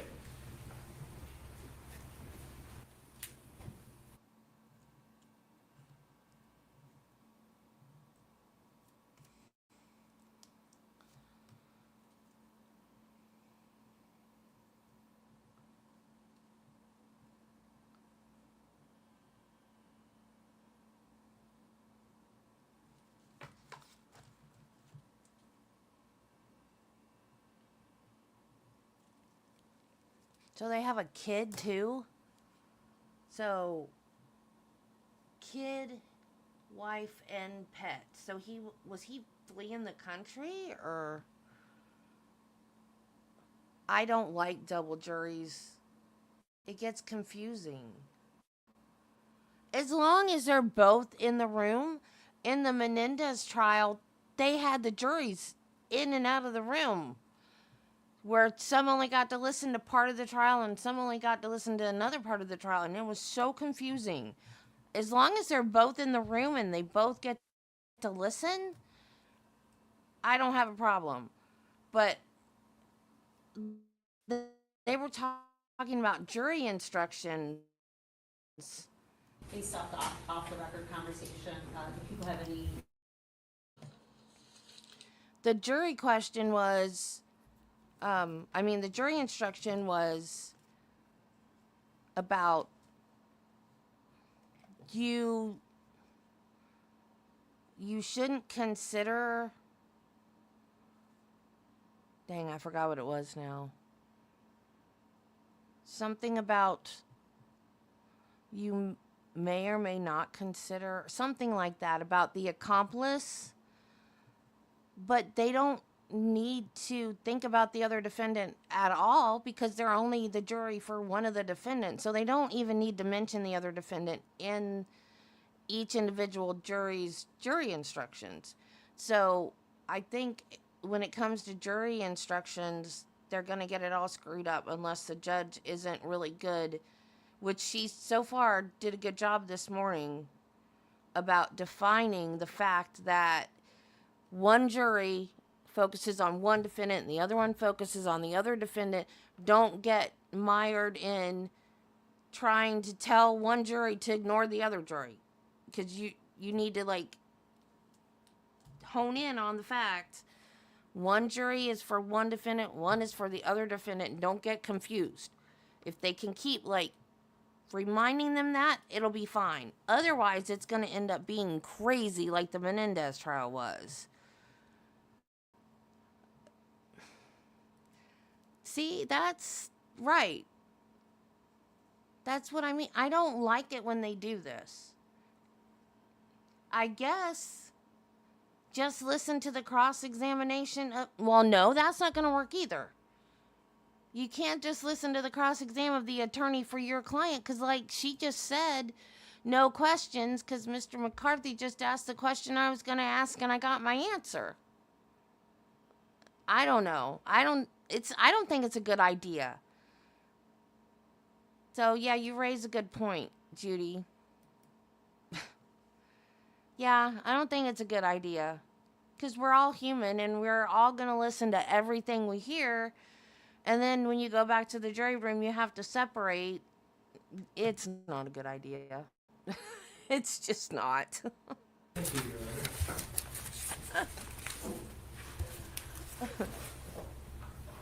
Lieutenant Jones, my name is Michael McCarthy. I represent one of the defendants in this case. I wish he would Joshua quit doing Zuazo. I that. have just a few questions to ask you regarding your testimony here Yes, today. You were the person that be like the supervisor of the other deputies from the Cato Parish Sheriff's Office that went to the scene of where the vehicle was stopped and took the items that are now admitted into evidence from that. Not only that, not only does he introduce himself every time, he does a little summary of their direct every time as well. This trial's gonna last a month if he doesn't make his words shorter. And when the judge asks if there's any objections, he can't just say no. He has to explain why he doesn't have any objections. He just likes to talk.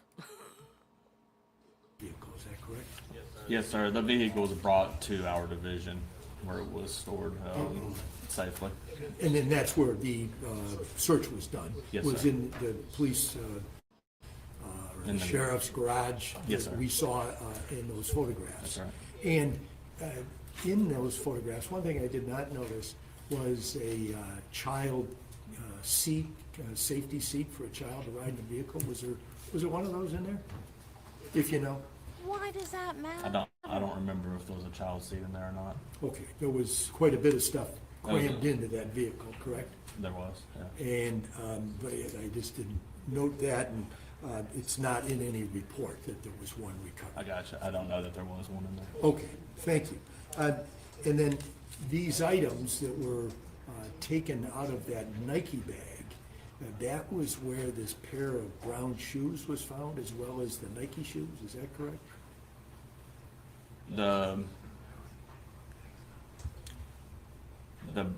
A white trash bag. A white trash bag? Yeah. Okay, I wasn't clear on that.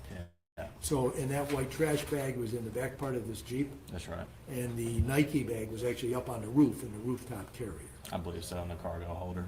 Yes. If there was any shoes taken out of it, it was a pair of Air Maxes, but a female pair. Okay. Of a much smaller size. And female shoes, not male shoes? Correct, yeah. Thank you. And this vehicle, you and other members of the Cato Parish Sheriff's Office had communication from the Oakland County Sheriff's Office about the fact that they were asking you to be on the lookout for this Jeep, is that correct? Yes, sir. And to your knowledge, the only people that were in that Jeep in Louisiana headed toward, or at least pointed in the direction of Texas, was Mr. Hernandez and his wife and this child? Yes. Okay, thank you. I have no further questions. Thank you. Hernandez.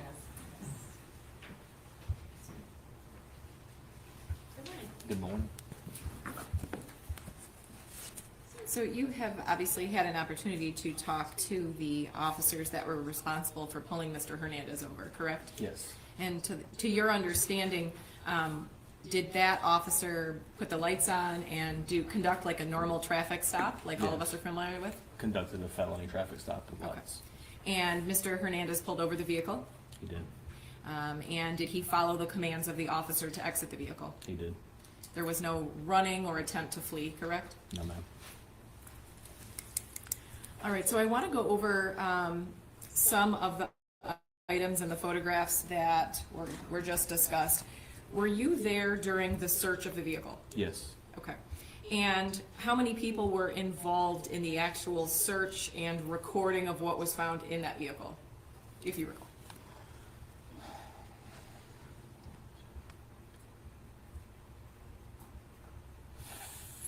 Four, including myself, and then the CSI investigator, Ty King. Okay. So I have in my possession a return on search warrant. I have it as a 2-page document. Is that where someone from your office or yourself wrote down all of the items that were taken? Detective Ellis. Okay. So is it your policy to write down every single thing on this return of search warrant that was removed from the vehicle? Yes. Okay, so I have reviewed the return on search warrant and I don't see that gloves are written down. I also, when we were looking at the photos, I don't see a picture of gloves. Do you specifically have any recollection where these gloves were located? Gloves, I don't remember gloves. Okay, there is an exhibit that was just entered, which is 7G. Mr. Petrofessa had those entered. So in your recollection, were any gloves found in that vehicle? Not that I remember right offhand. Do you have your report and would it refresh your I do. recollection? Yeah. Okay. And I'm specifically looking at the return on the search warrant. Everything else was in that car. You're focusing You're saying because it's there's not no on the return gloves. then? I am not seeing it.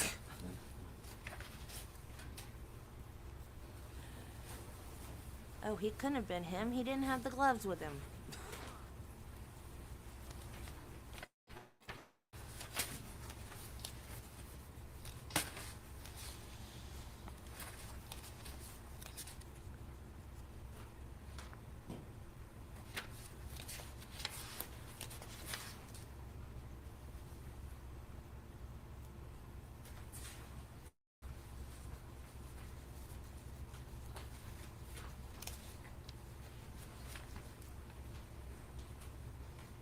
Have you had a chance just to review the return on the search warrant, those two sheets? I think Yes. that's your front. Okay. Do you agree with me that gloves are not reflected on the sheets? Yes, I don't see gloves. Okay. But your testimony is that all of the evidence that was removed from the car is listed on the return on the search warrant, correct? Should have. I know we had one error on here where the Bonita case wasn't, and we tried to cover that in the narrative of the report as well. So if there was any errors, they would try to cover that in the narrative. All right. Were you responsible for taking the photos? No. No, someone else was responsible. Yes. I have nothing further. Thank you. Thank you. Redirect. Just briefly, Judge, and on that discussion of photos, I did not turn the page on your photos. There was another set of photos that continued after 3EE. I'm going to show you what's been marked as 3FF. Do you recognize a photograph of that as part of the jewelry contents? I do, yes, sir. And 3GG as a man's white shirt. Yes. 3HH, that's a placard from one of your investigators who was involved in processing the scene. CSI investigator, yes, sir. 3II, that's the pair of the black Nikes. It is. 3JJ, that's the pair of the brown boots. Yes. 3KK, another angle of the brown boots. Yes. 3LL, another close-up of the brown boots. Yes. 3MM, another angle of the brown boots. Yes. 3NN, the size 11 of those brown boots. Yes, sir. 300, black Nike close-up. Yes. 3PP, bottom of the shoes of the black Nikes, is that Yes. correct? 3QQ, black Nike from the side. Yes. 3RR, another photograph of the black Nikes. Yes. 3SS, black Nike close-up showing size 13. Yes. 3TT, a close-up of the clipboard. Yes. 3UU, photograph of the Home Flex gas reader. Yes, sir. 3VV, hammer. Yes. 3WW, two other pairs of men's sneakers. Yes. 3XX, one of the pairs of those sneakers, size 13. Yes, sir. And 3YY, the other pair of the sneakers, size 13. Is that correct? Yes. The people moved 3FF through 3YY into evidence. I have no objection. No, are there And if I could just approach with one of the exhibits that's already been entered. I know Ms. Lofton had discussed a pair of the gloves. And there's a couple of places in these reports where items are documented. Is that correct? Yes. Okay, there's part of it in the typewritten up near the front of the reports, there's the handwritten, and there's also another group of itemization of the items. Is that correct? Yes. Okay, I'm going to direct your attention with item 7G. Am I correct that the black and brown gloves are noted here in this part of the report? They are. And this is the black and brown gloves. Do you recognize that as your department's code on the front with the sticker? Yes. Can you take that? Sure. Thanks. Can you open that and show us what's inside?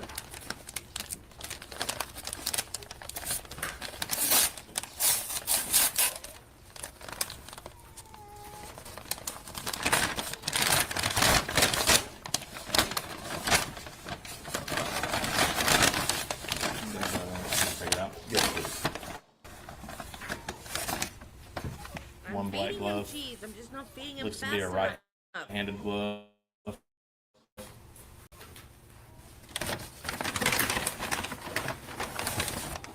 And then another black glove, which would be the other one for the left hand. Recall seeing those with I do not recall seeing those. Right. If you could just put those back in. Sure. And all these physical items were turned over to the Oakland County Sheriff's Office. They were. They sent out 2 detectives to pick these up. They came down and everything was turned over to them by CSI investigator team. I don't have any more questions, Judge. There was new evidence introduced all along for cross. Thank you very much. Lieutenant, just to follow up on that last item, the 7GG, I think it was, that pair of black gloves, were you able to determine when you looked at them whether, what size they were? I didn't see the size. Okay, and is it, just for filling out the record here a little bit, are those like latex gloves or They were made of rubber. made of rubber? Yeah, So- some cloth on the end of them. And cloth on the inside, but there was nothing that indicated what size it was? I didn't see a size, no sir. Okay, thank you. Nothing further. All right, that was across Zuozo, across Hernandez. Well, remember the other day, Nichelle thought it was a judge's dog. She's like, I swear that Sir, judge just to has a dog follow at her up, feet under the I know we desk. discussed the return on the search warrant. Would you agree with me that using that sheet, it also dictates or leaves a space where whoever is doing the search and finding the evidence has a place where they can put the location, so the location of the item and where it was found, correct? Yes, ma'am. I know you were already asked that you don't have any independent recollection of the gloves being found in the car, so is it safe to assume you don't know where those gloves were found, correct? Right. I have nothing further. Any redirect? No, Your Honor. All right, Detective, thank you. You may step down. Thank you. Judge, can I check the hall for one of our witnesses to see if she's here yet? Your Honor, for the record, I have no objection to Lieutenant Jones being allowed to leave. All right, you're excused.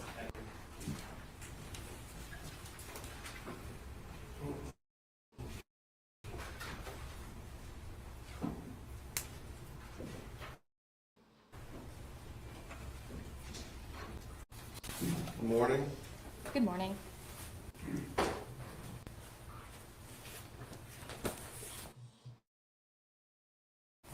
Could you tell us how you're currently employed? Hold up, what's your name? Morning. My name is Sierra Ramirez, Siera, last name Ramirez. Your witness. Thank you, Judge.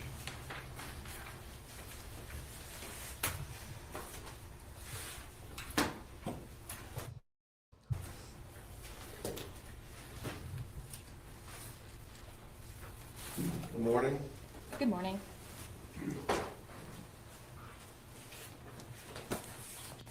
Could you tell us how you're currently employed? I currently work for the Oakland County Sheriff's Office. I work in the forensic laboratory. I'm hired as a forensic laboratory analyst where I work in the biology unit doing DNA testing, and I'm also a member of the crime scene response team. Okay, and how long have you had the duties of doing DNA testing? Almost 5 years. Okay, and have you had specialized training in that? Yes, I have. And regarding crime scenes, that's also something in addition to doing DNA testing. That is correct. Do you have specialized training in that also? Yes. And what does that training consist of? For the crime scene or the aspect of it, I have a master's degree in forensic science where I have an emphasis in DNA. In addition, I did a internship at the West Virginia State Police, which incorporated DNA. I also, when getting hired into the Oakland County Sheriff's Office, underwent a 1.5 years of training, going through hundreds of samples, doing interpretations, and doing the testing from start to finish, and before being competency tested by my peers, other qualified analysts. Okay. And have you been qualified as an expert before in DNA testing? Yes, I have. And have you testified as such? Yes. And were you also qualified as an expert and testified as such in this case down at district court? Yes, I was. Your Honor, the people move Ms. Ramirez into testify as an expert in the field of DNA testing. Your Honor, I am in receipt of Ms. Ramirez's curriculum vitae. I also participate in preliminary examination. I have no objection to her being qualified to testify as an expert. Marty, behave. Analysis. Thank you, Mr. McCarthy. All right, so it's DNA testing and analysis? Yes, Your Honor. All right, she's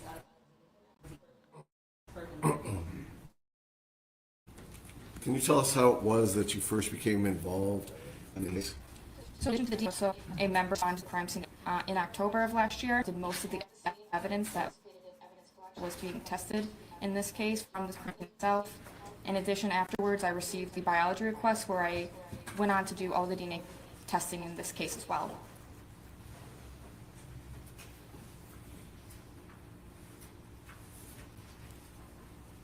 I'm trying to pivot.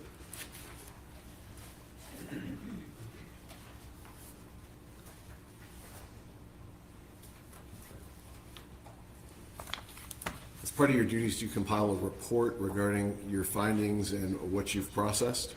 Yes, I do. Okay, and when you do that, do you have a laboratory number that corresponds to the case? Yes, I do.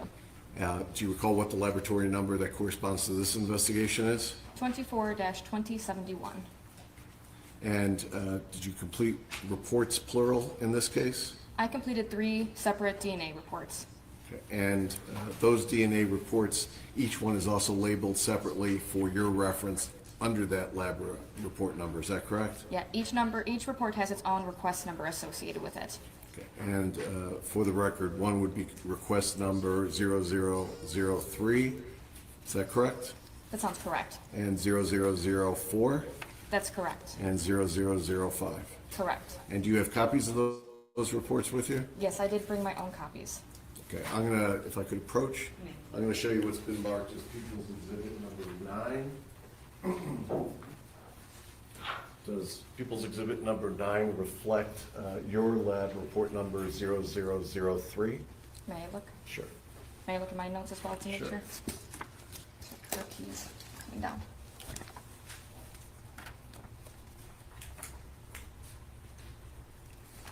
Yep, 6 pages. This is correct.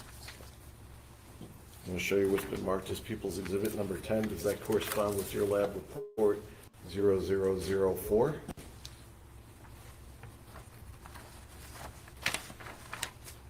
That is correct. And I'm gonna show you what's been marked as request number 0005. Does that correspond with People's Exhibit number 11?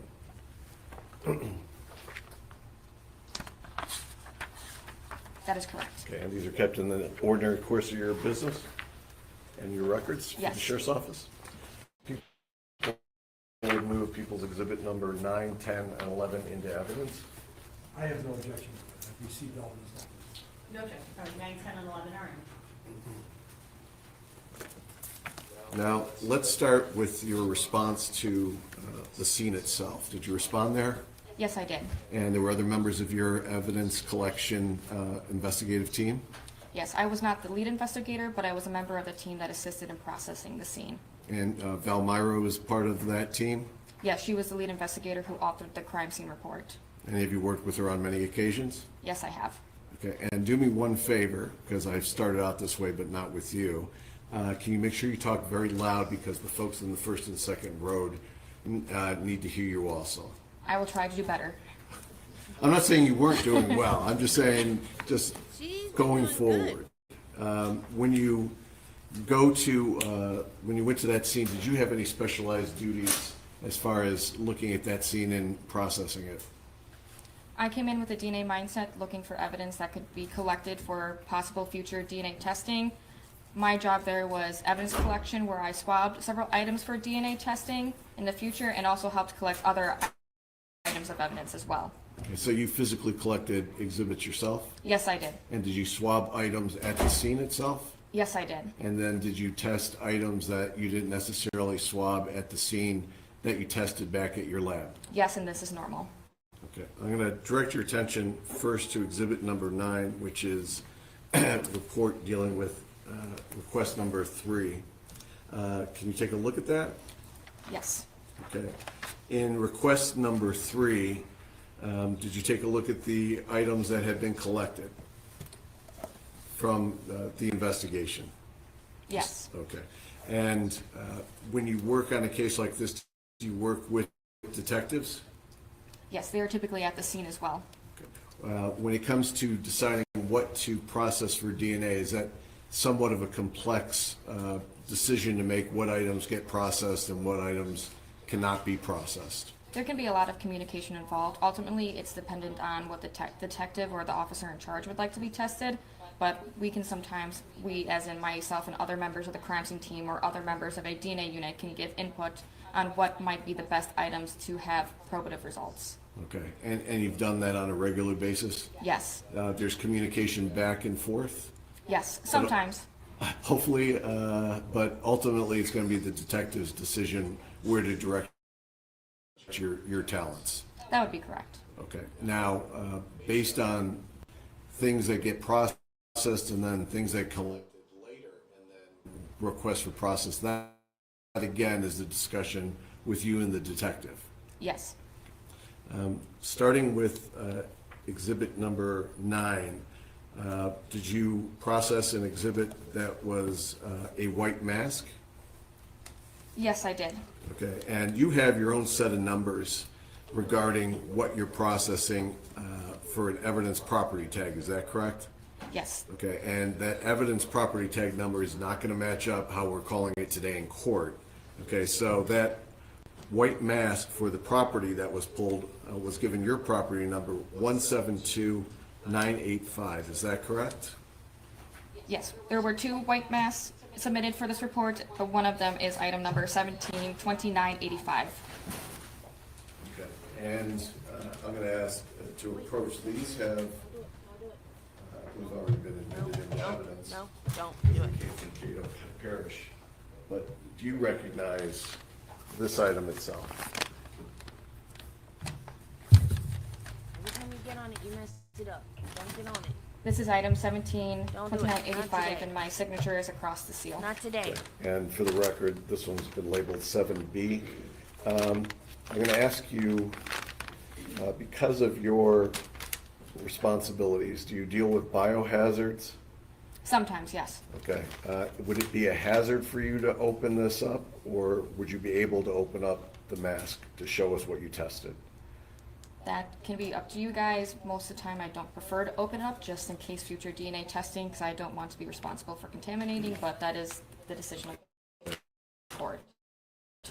I'll leave it in the bag. If defense counsel wants it removed, we can do so. If the jury wants to see it out of the bag, we can do so also at some other point. But I'll refer Would to you feel it. more comfortable if you did plastic gloves or latex gloves? Gloves and possibly a mask, yes. Okay, all right, so if we're taking out the biohazard evidence, we'll provide You want that a to you. treat? Thank you so much. Stay right there. I'll go get you a treat. Stay there. So regarding Exhibit 7B, what did you do regarding that exhibit? So the item was 1 sealed brown paper bag containing 1 off-white balaclava mask. This mask was submitted where I collected a sample of DNA from the mask that then went forward for DNA testing. Okay, and did you swab the inside or the outside of the mask or both? Don't you learn to follow Per directions? my notes, if I'm recollecting correctly, I swabbed where the nose and mouth covering would have been. There was a seam on the interior of the mask, so I could make an assumption of the interior. So I was able to swab where I believe the covering would be. Okay, and for any of these results to even start taking place, you have to have some standard known samples of folks that we're interested in for comparison purposes. Is that correct? That would be correct, but I do want to put out there that in cases where there's evidence and knowns, I do process the evidence first before processing the knowns to ensure that there was no contamination between the known evidence with the evidence that is being tested. Okay, and when you finally got to the point of making comparisons, what were the knowns that you were given in this case for comparison purposes? There were 4 different knowns that I received. Do you want me to read the item numbers associated with them as well? Or just the names? No, at this point, we're going to go item by item when we get to that with the results, but who just in general did you have for comparison purposes? There were 2 victims and 2 suspects. The names of the associated individuals were Joshua Zuazo, Linda Murray, Carlos Hernandez, and Hussein Murray. And what type of samples did you have for comparison purposes? For Hussein Murray, I received a blood card, and for the other 3 people, I received a buccal swab, which is a sample from the inside of their mouth, which collects skin cells that can be used to develop a DNA profile. Okay, so going back to exhibit number 7B, were you able to get any connection between any of the knowns and that inside of that white mask? For the results of this and the interpretation, a DNA profile is interpreted as originating from a single male individual. After we as in the laboratory part of procedure, but I did a statistic. I need to go into this real quick before I read the statistics so it makes a little bit more sense. It's a likelihood ratio where I'm comparing 2 different hypotheses against one another. The person of interest versus an unknown, unrelated person. You can think of it as a teeter-totter where both of these hypotheses are competing, and whatever one is stronger, there will be a value associated with it, and there's also a verbal qualifier as the last sentence to tell you how strong of a support that person may or may not be a contributor to the sample. So it's kind of a lengthy statement, but I'm going to have to read the entire thing, so it's all together. Based on the DNA typing results, it is approximately 9.68 octillion times more likely if the DNA originated from Joshua Zuazo than if it originated from an unrelated, unknown individual. This analysis provides very strong support that Joshua Zuazo is a contributor to the DNA typing results obtained. Okay. I'm going to move to exhibit 7C, which corresponds to your lab property number 172991, and also 7D, which is also part of your 1792991B. Do you see those? Yes, I do. And real quick, back to that first mask, Carlos Hernandez, Hussein Murray, and Linda Murray were excluded as possible contributors to that DNA results that were obtained. So, Excuse me, I didn't follow that. Which item are we talking about? I apologize. The first balaclava mask we were... Linda Murray and Hernandez, and the third name you said? Hussein Murray. Very good, thank you. Now I understand. Approach you, people exhibit 7C and 7D, which have the face covering and mask inside. Do you recognize this exhibit? Yes, I do. And how do you recognize it? It has the item number associated and as well as my initials on the tape seal when I resealed the evidence. I'm not going to ask you to open that because that's, again, biohazard, but did you do testing on that item? Yes, I did. Okay, regarding the face covering, did you come up with any observations of the face covering or the N95 mask as far as your visual observations?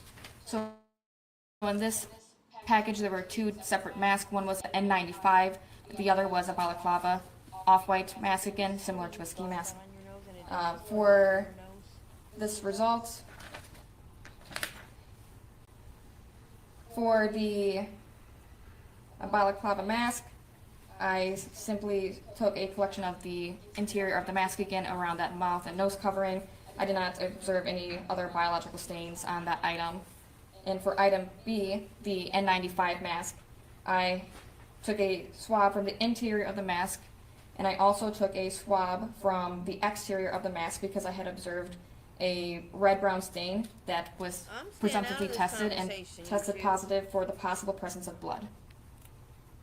And did you get any results that were relevant to the knowns that you were given? For the I'm playing balaclava like mask, the partial DNA profile is interpreted as originating from a single male individual. I compared all 4 people to this as well. Items, so Joshua Zuazo, Hussein Murray, and Linda Murray are excluded as possible contributors to the DNA results obtained. I then did a following comparison that based on the DNA typing results, it is approximately 166 septillion times more likely if the DNA originated from Carlos Hernandez than if it originated from an unrelated unknown individual. This analysis provides very strong support that Carlos Hernandez is a contributor to the DNA typing results obtained. Approach you with People's Exhibit that's been numbered 7E. Would you like me to read Oh, I'm sorry. I thought the N95 mask? I'm sorry. Yeah. The N95 mask, there were 2 swabs that were collected. One from the interior of the mask, which was the DNA profile is interpreted as a mixture of 3 individuals. So Joshua Zuazo is excluded as a possible contributor from the DNA results obtained. And then another comparison was completed. Based on the DNA typing results, it is approximately 15.4 octillion times more likely if the DNA originated from Carlos Hernandez and 2 unrelated unknown individuals than if it originated from 3 unrelated unknown individuals. Because it's a This pretty analysis name. provides very strong support that Carlos Hernandez is a contributor to the DNA results obtained.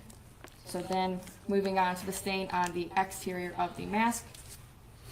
The DNA profile is interpreted as a mixture of 2 individuals. Joshua Zuazo is excluded as a possible contributor to the DNA results obtained. Based on the DNA typing results, it is approximately 5.44 trillion times more likely if the DNA originated from Carlos Hernandez and 1 unrelated unknown individual than if it originated from 2 unrelated unknown individuals. This analysis provides very strong support that Carlos Hernandez is a contributor to the DNA results obtained. Sorry, one more comparison. Based on the DNA typing results, it is approximately 9 octillion times more likely if the DNA originated from Hussein Murray and 1 unrelated unknown individual than if it originated from 2 unrelated unknown individual. This analysis provides very strong support that Hussein Murray is a contributor to the DNA typing results obtained. I'm going to direct your attention to property report number 173005, a white t-shirt. That's going to be People's Exhibit number 7E. Let me approach you with that exhibit. Do you recognize this exhibit? Does it have your initials? Yes. Item number? Yes. I don't have it memorized, I'm sorry. It's 173005.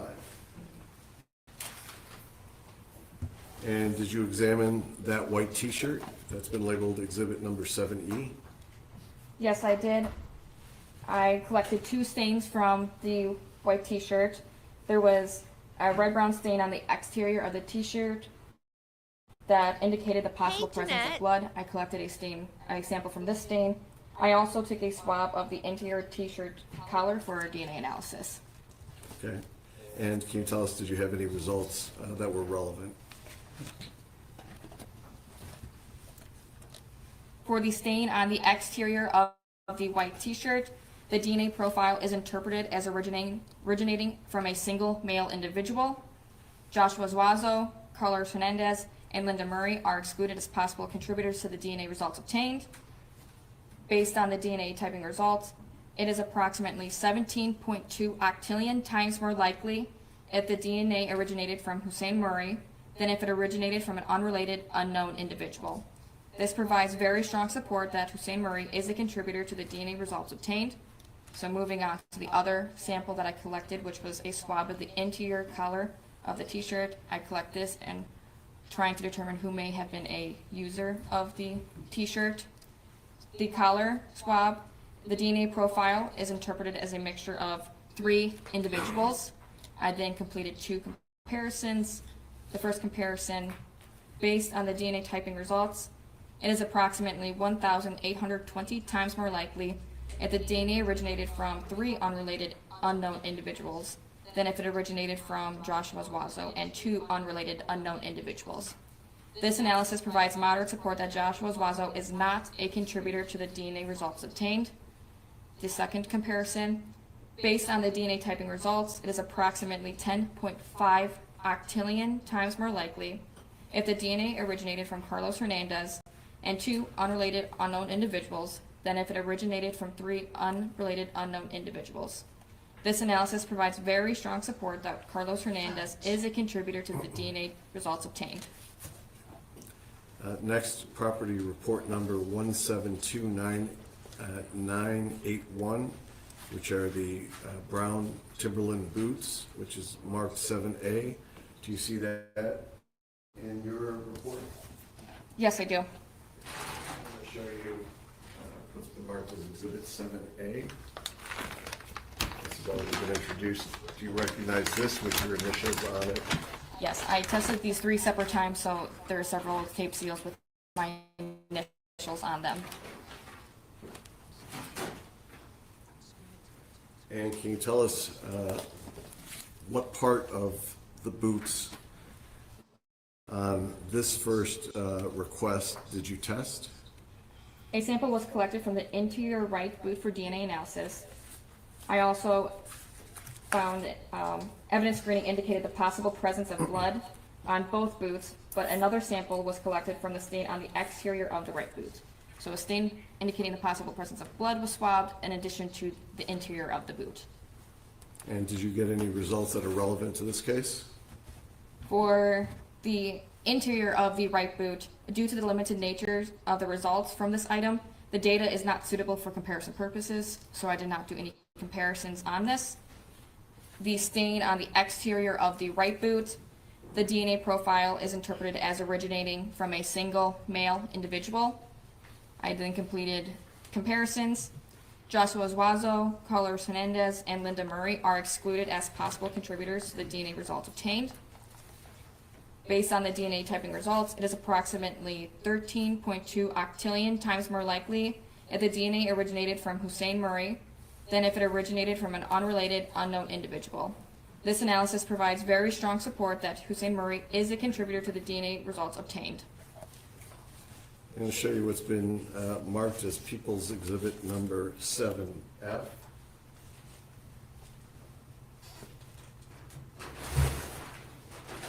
Which are the black Nike shoes. Do you recognize your initials on that? Yes, I do.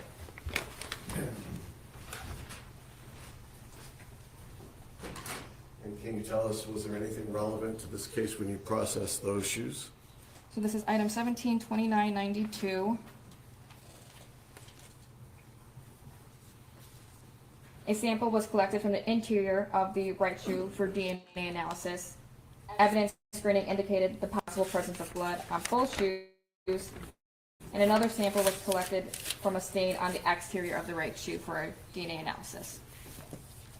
Moving on to my interpretations. From the interior of the right shoe, the partial DNA profile is interpreted as a mixture of 2 individuals. I then completed 3 interpretations. Based on the DNA typing results, it is approximately 523 times more likely if the DNA originated from 2 unrelated unknown individuals than if it originated from Joshua Zuazo and 1 unrelated unknown individual.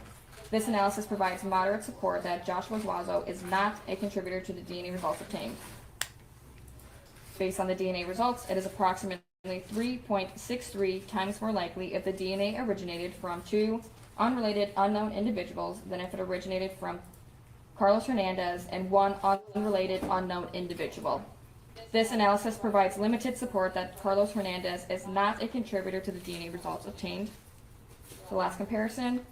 Based on the DNA typing results, it is approximately 17.9 million times more likely if the DNA originated from Hussein Murray and one unrelated unknown individual than if it originated from two unrelated unknown individuals. This analysis provides very strong support that Hussein Murray is a contributor to the DNA results obtained. So moving on to the stain on the exterior of the right shoe. The DNA profile is interpreted as originating from a single male individual.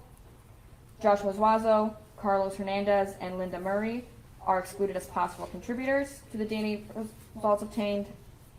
And one last comparison for this item. Based on the DNA typing results, it is approximately 22.8 octillion times more likely if the DNA originated from Hussein Murray than if it originated from an unrelated unknown individual.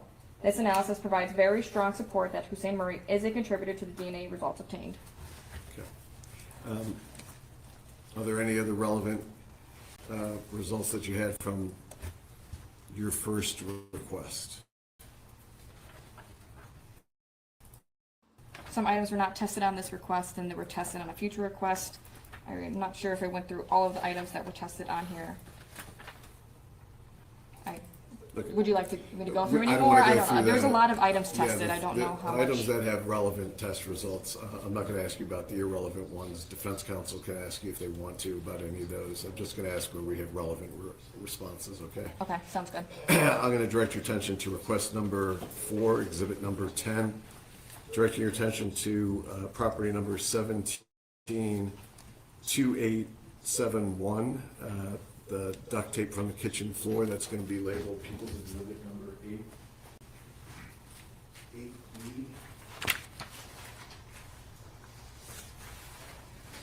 You test that item? Yes, I did. Can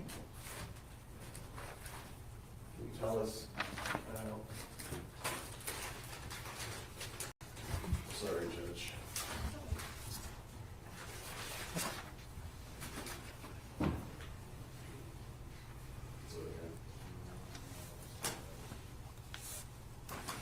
Test 8B. Which one is that? That duct tape? The 3 pieces of duct tape that was found in the kitchen? Yes. I did test that. And can you tell us what relevant results, if any, that you found? There were comparisons to all 4 individuals, if you'd like me to go through and read all of those. Yes, please. Okay, so these 3 pieces of duct tape, I received them, and it's still intact. I took a swabbing of all 3 of those items, and then obtained a DNA profile, and the DNA profile is interpreted as a mixture of 3 individuals. So all 4 people in this case were compared, so I'm going to read all of them. Based on the DNA typing results, it is approximately 4.95 billion times more likely the DNA originated from 3 unrelated unknown individuals than if it originated from Joshua Zuazo and 2 unrelated unknown individuals. This analysis provides very strong support that Joshua Zuazo is not a contributor to the DNA results obtained. Based on the DNA typing results, it is approximately 1.42 million times more likely if the DNA originated from 3 unrelated unknown individuals than if it originated from Carlos Hernandez and 2 unrelated unknown individuals. This analysis provides very strong support that Carlos Hernandez is not a contributor to the DNA results obtained. Based on the DNA typing results, it is approximately 3.57 octillion times more likely if the DNA originated from Hussein Murray and 2 unrelated unknown individuals than if it originated from 3 unrelated unknown individuals. This analysis provides very strong support that Hussein Murray is a contributor to the DNA results obtained. And based on the DNA typing results, it is approximately 947 quadrillion times more likely if the DNA originated from Linda Murray and 2 unrelated unknown individuals than if it originated from 3 unrelated unknown individuals. This analysis provides very strong support that Linda Murray is a contributor to the DNA results obtained. Okay. And my fault, I apologize, I was looking for Exhibit 8B in a smaller bag. It's actually in this box. Do you recognize that with your initials as what you tested? Yes, it was in the box to ensure the tape did not get squished together in a bag. I'm going to ask you, did you test property number 172871? 2856, which was the duct tape from the victim's hands. Yes. I took the swab. That's going to be marked as 8C for the exhibits. So I took this swab while I was on scene. It was a swab of the duct tape that was wrapped around the victim's hand while I was on scene. Okay. She reminds me so much of my stepdaughter. Do you recognize that? Yes.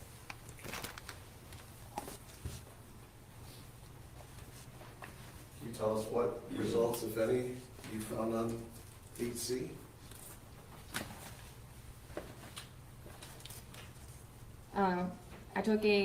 I cut the swab, and the DNA results I obtained.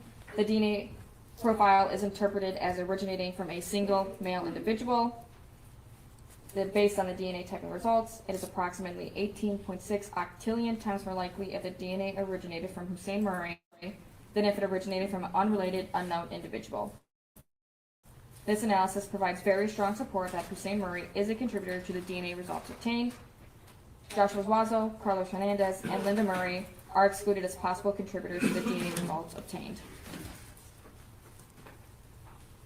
Okay, I'm going to show you what's property number 172894B, People's Exhibit number 8D.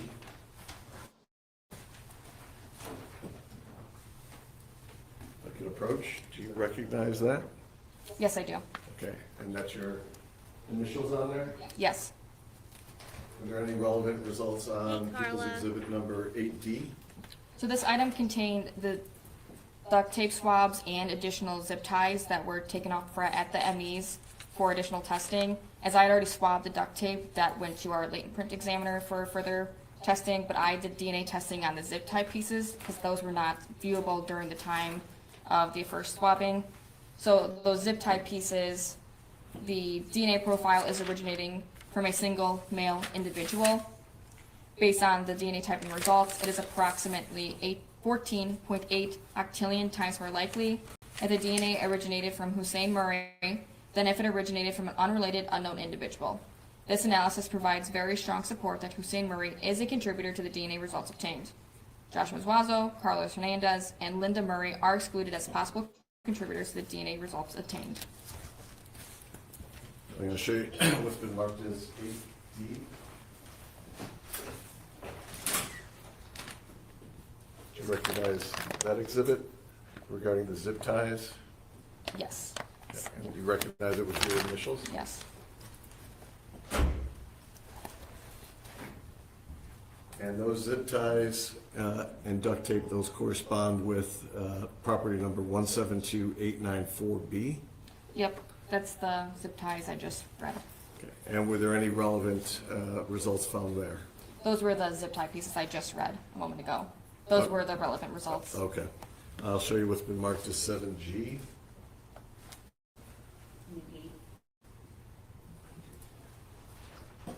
Mr. Dr. Hussein, 8G. Judge, can I approach for a second? Come on up.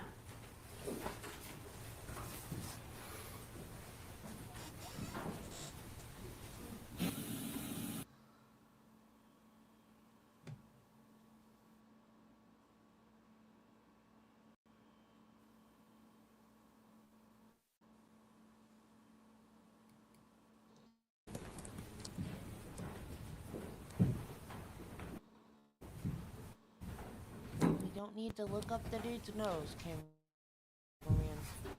person, camera operator, whatever they're called now.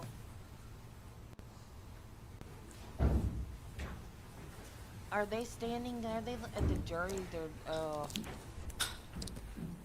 jury's leaving. What is happening? Are we going to lunch? Nope, it's too early for lunch. It's lunchtime here, but we started late. We're too far behind. It's not lunch.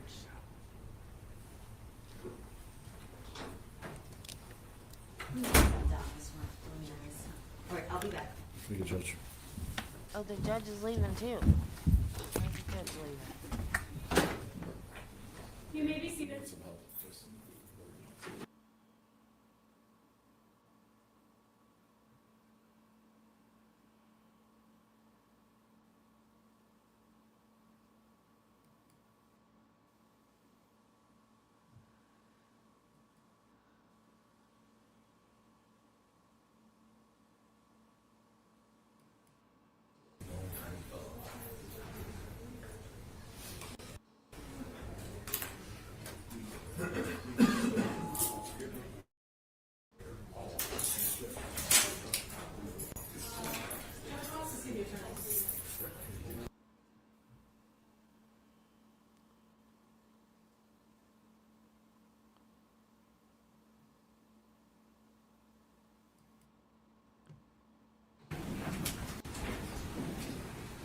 right, before we get started, and we're mid-witness, but I did want to address both jury panels at this time, all right?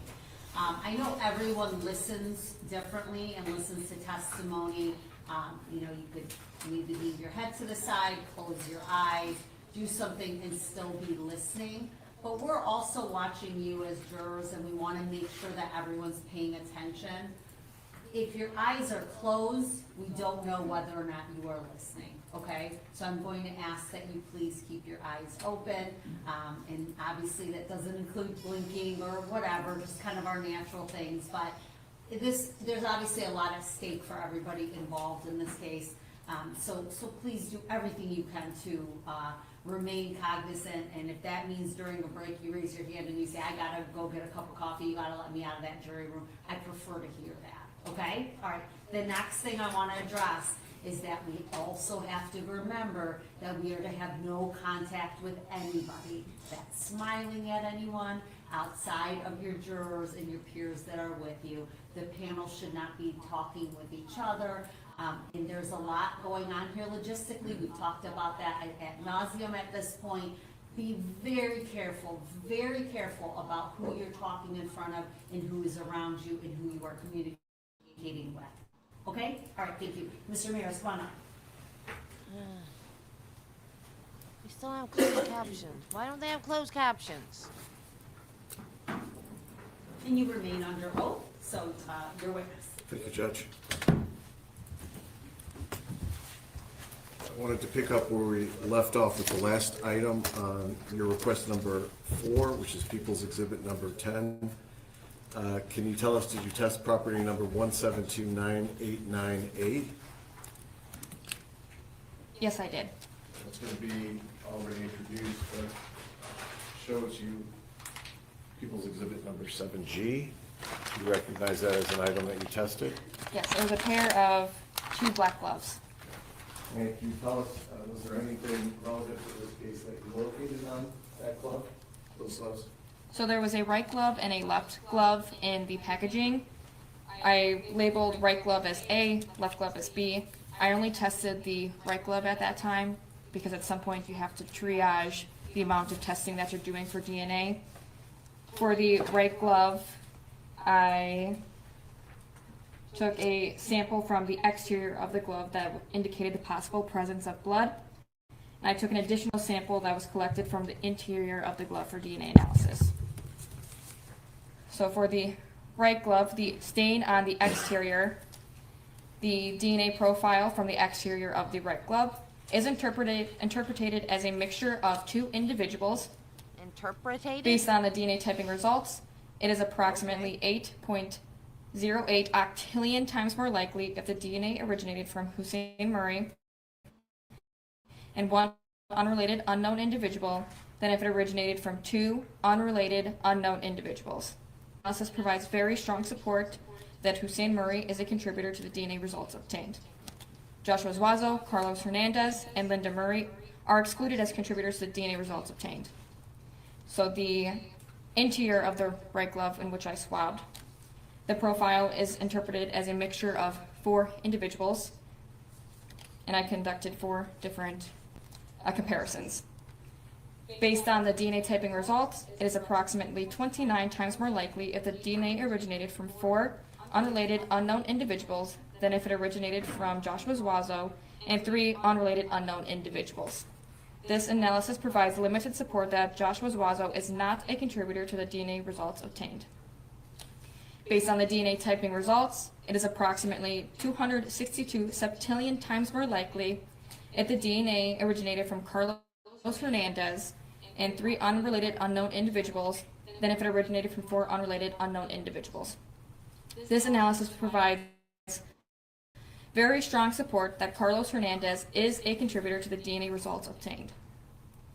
Based on the DNA typing results, it is approximately 177 septillion times more likely if the DNA originated from Hussein Murray and 3 unrelated unknown individuals than if it originated from 4 unrelated unknown individuals. This analysis provides very strong support that Hussein Murray is a contributor to the DNA results obtained. And the last comparison, based on the DNA typing results, It is approximately 19.3 quadrillion times more likely if the DNA originated from Linda Murray and 3 unrelated unknown individuals than if it originated from 4 unrelated unknown individuals. This analysis provides very strong support that Linda Murray is a contributor to the DNA results obtained. Thank you.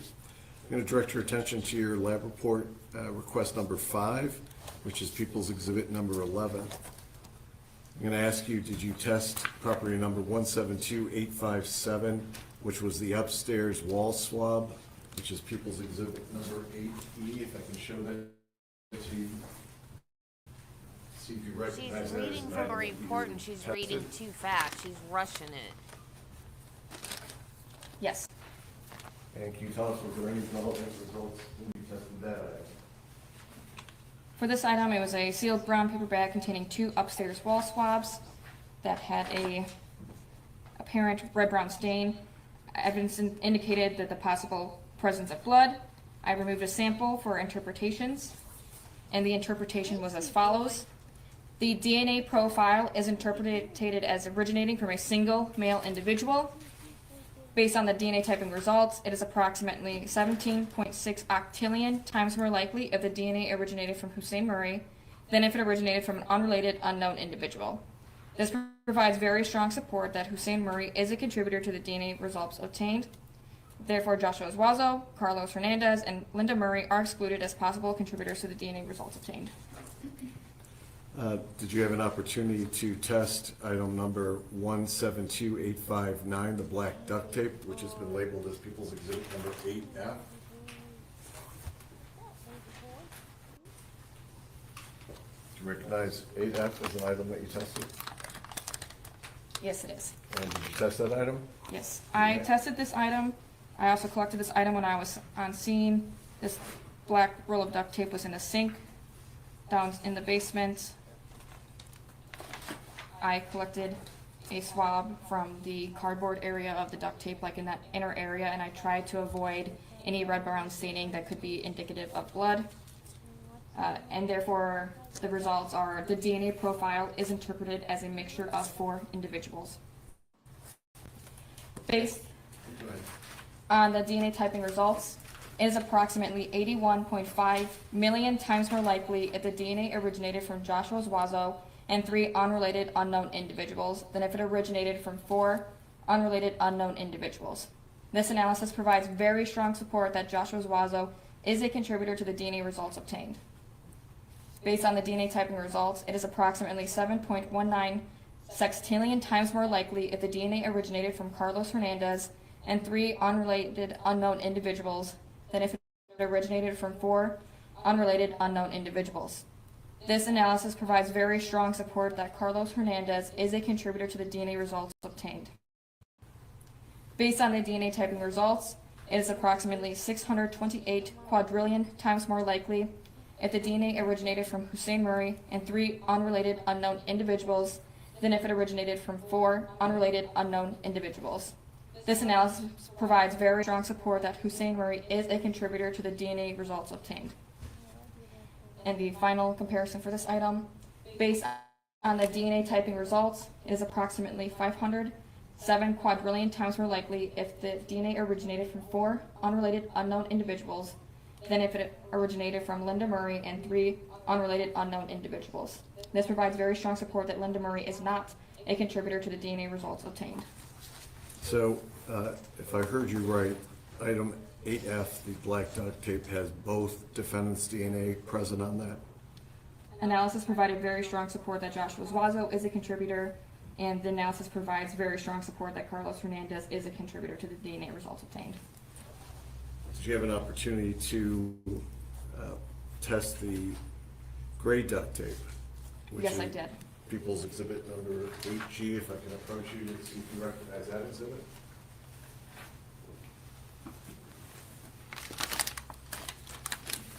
Yes.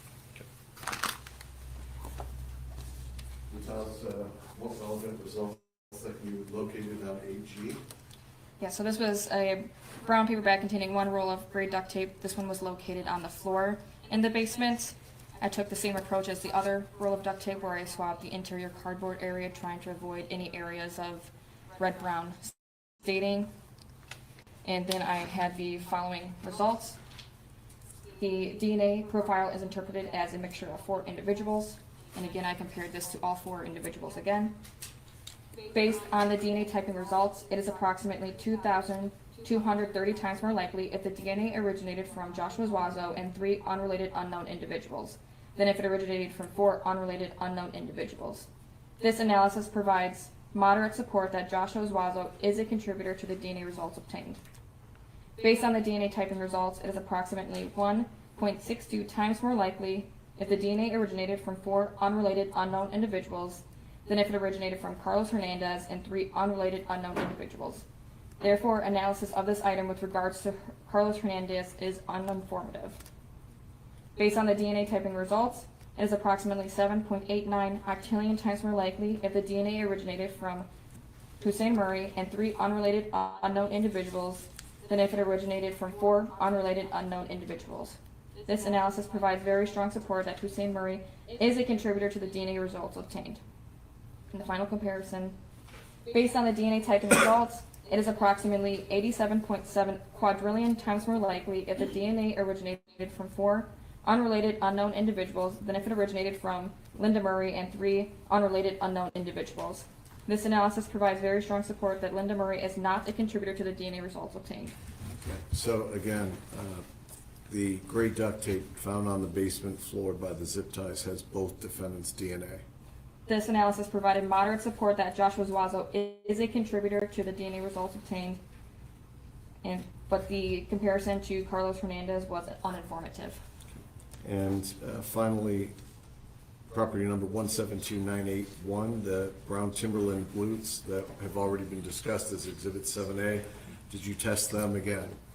I tested them again, and I took, this time I tested the left boot for this request. Previously, I had been only focusing on the right boot. On the left boot, I took a stain on the exterior of the boot, and that was interpreted as a mixture of 2 individuals. And based on the DNA typing results, it is approximately 245 million times more likely if the DNA originated from 2 unrelated unknown individuals than if it originated from Joshua Zuazo and 1 unrelated unknown individual. This provides strong support, very strong support that Joshua Zuazo is not a contributor to the DNA results obtained. Excuse me. Based on the DNA typing results, it is approximately 9.54 octillion times more likely if the DNA originated from Hussein Murray and 1 unrelated unknown individual than if it originated from 2 unrelated unknown individuals. This provides very strong support that Hussein Murray is a contributor to the DNA results obtained. Carlos Hernandez and Linda Murray are excluded as possible contributors to the DNA results obtained. In addition to the exterior stain, I had taken 2 additional samples that were collected. One was from the interior boot and tongue area, and another was from the exterior tongue and shoelaces. Both of the interpretations for this was the DNA profile is not suitable for further interpretation and analysis due to its complexity and unknown number of potential contributors. Therefore, no comparisons can be made to the reference samples. Your Honor, at this time, the people will move the exhibits we've discussed, 8A through 8G, into evidence. I have no objection. No objection. All right, there. I don't have any other questions. All right, cross-exam, Zuazo. Thank you very much.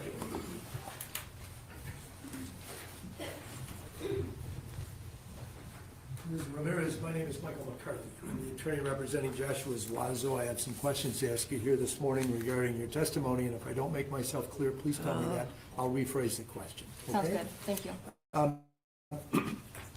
The first thing I'd like to address is the terminology that you used after you gave the various calculations or numbers related to various pieces of evidence.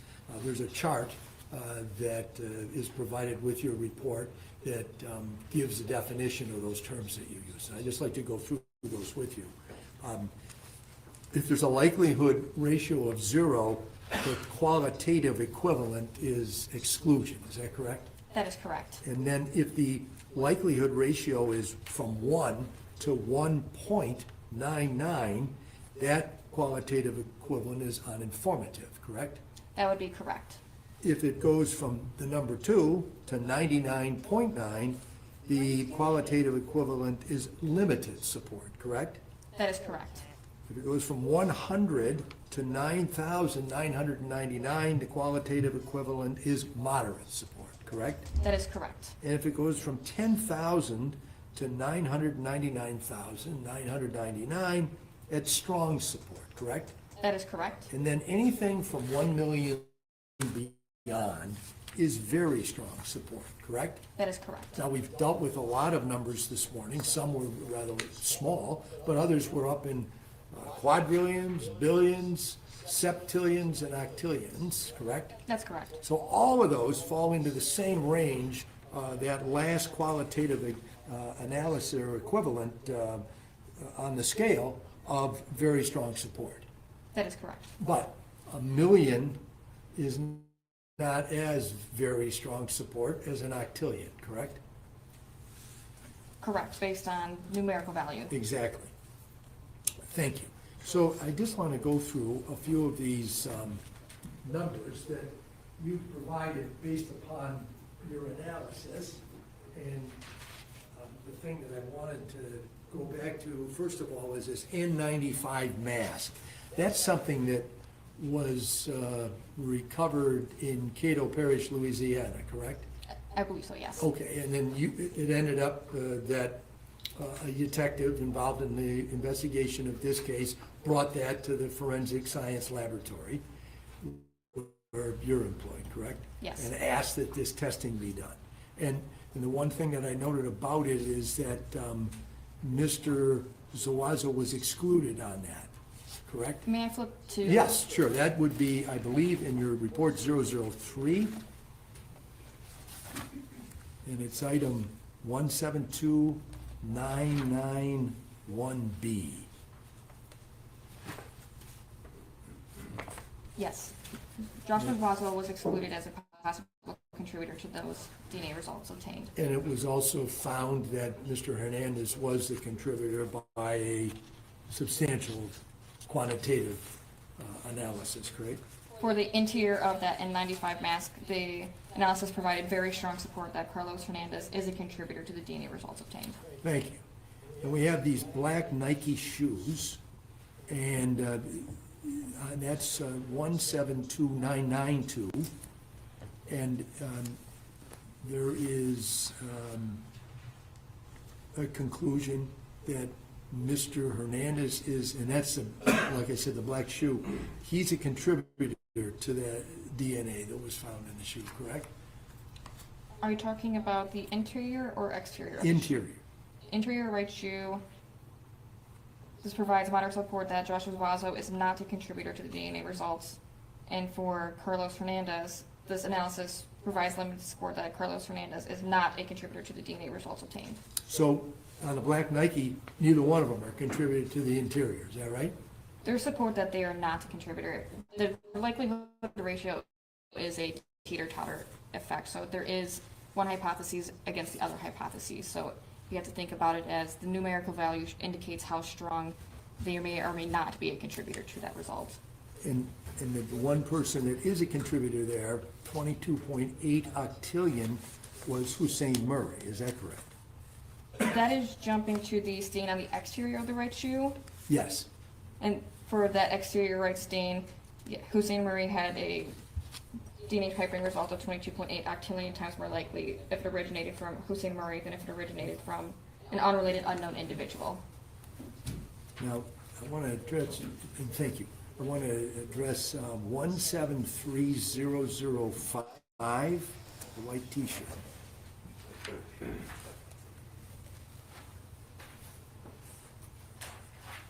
On that particular t-shirt, Mr. Zuazo was excluded, correct? As For a the contributor? interior color of the shirt. Any part of it? So on the stain on the exterior of the white shirt, that red brown stain that I collected, Joshua Zuazo, Carlos Hernandez, and Linda Murray were excluded as possible contributors. On the interior color of the shirt, the analysis provided moderate support that Joshua Zuazo is not a contributor to the DNA results obtained. I mean, there was a contributor that you were able to identify to that same stain there, correct? Or the For the collar? interior color? Yes. The other comparison that was completed for Carlos Hernandez, the analysis provided very strong support that Carlos Hernandez is a contributor to the DNA results obtained. Now, in just the mechanics in your lab, that item came from a detective who brought it to you, correct? And Yes. you understood that to be something that was seized from, or picked up from the Cato Parish Sheriff's Office, correct? Correct. And so that T-shirt, when you received it, you not only did the DNA analysis on the sample that you took from it, but you or someone else in your office took that sample from the shirt, correct? May I reference Sure. how exactly I collected it? So 3055.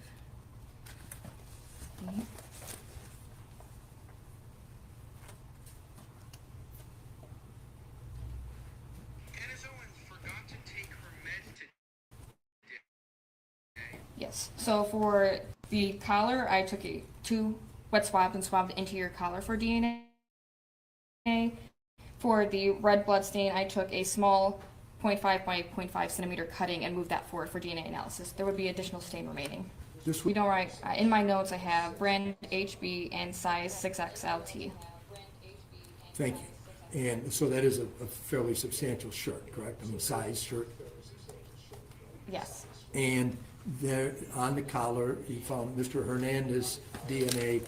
You did not find Mr. Zuazo's DNA anywhere on that shirt, correct? There was moderate support that Joshua Zuazo was not a contributor to the interior collar of the shirt. Okay, and so we've got a couple of, I guess, negatives in there. You've got those analysis that lead you to conclude that someone is a contributor, correct? And, such as the contributor to the blood stain was Mr. Murray in that case, as far as the white shirt goes, by 17.2. No, I got the wrong one. 17.2 was Mr. Hernandez on the collar, but there was the blood or the dark stain on the white shirt. You analyzed that as well, correct? Yeah, so the stain on the exterior of the shirt was 17.2 octillion times more likely if it originated from Hussein Murray than if it originated from an unrelated unknown individual. The analysis provided very strong support that Hussein Murray is a contributor to the DNA results obtained. So we got in that shirt, you got very strong support that two individuals contributed to the DNA found on it, Mr. Hernandez and Mr. Murray. And then we have moderate support that Mr. Zuazo is not a contributor, correct? Yeah, so the samples, because they are processed separately, for the stain on the exterior shirt, that's considered a single source profile. It's separate than the collar of the shirt that indicated a mixture of three individuals. The moderate support that someone is not a contributor, I just want to get an explanation given to the juries about the difference between, being positive is a contributor and being negative is not a contributor. How do we use that scale in order to make that determination about not being a contributor? So kind of going back to that likelihood ratio, where I said you have one hypothesis on one side and the other hypotheses on the other side of this theoretical teeter-totter. So on one side of the teeter-totter, there's three unrelated unknown individuals. And on the other side of the teeter-totter, there's Joshua Zuazo and two unrelated unknown individuals. It is indicating there's more support for there to be three unrelated unknown individuals, and therefore it's more likely that that is the reason for the statistic, and that is why it provided moderate support that Joshua Zuazo is not a contributor to the DNA results. And so this is doing the statistical analysis through some sort of a formula where you come up with the conclusion about moderate support that he is not a contributor, correct? So all the numerical values that are generated, the verbal statement, that verbal qualifier is very strong, moderate, that is based on our verbal scale that is in all of our notes and all of our reports when we do comparisons. I don't come up with those numbers have been previously determined for our laboratory. Meaning the numbers from 0 all the way to 1 million plus. That is correct. I'm sorry, you guys. I got bored.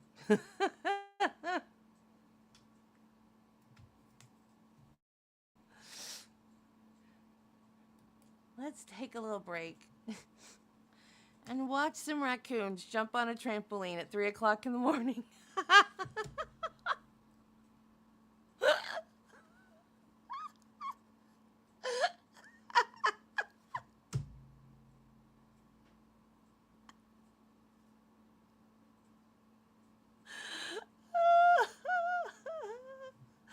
Okay, I'll pay attention now.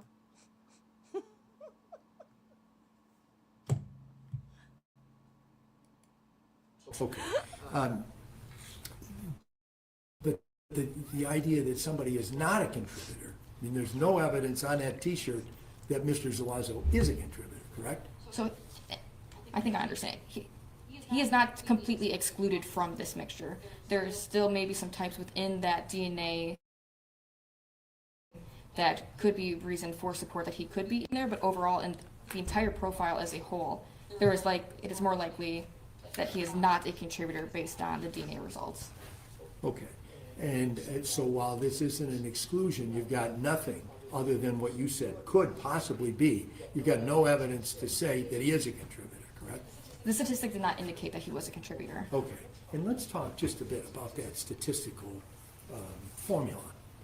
Can you explain to the jury where these numbers come from and exactly how it is that you do the analysis that gives you that bottom line of either moderate support or excluded or whatever the final determination is?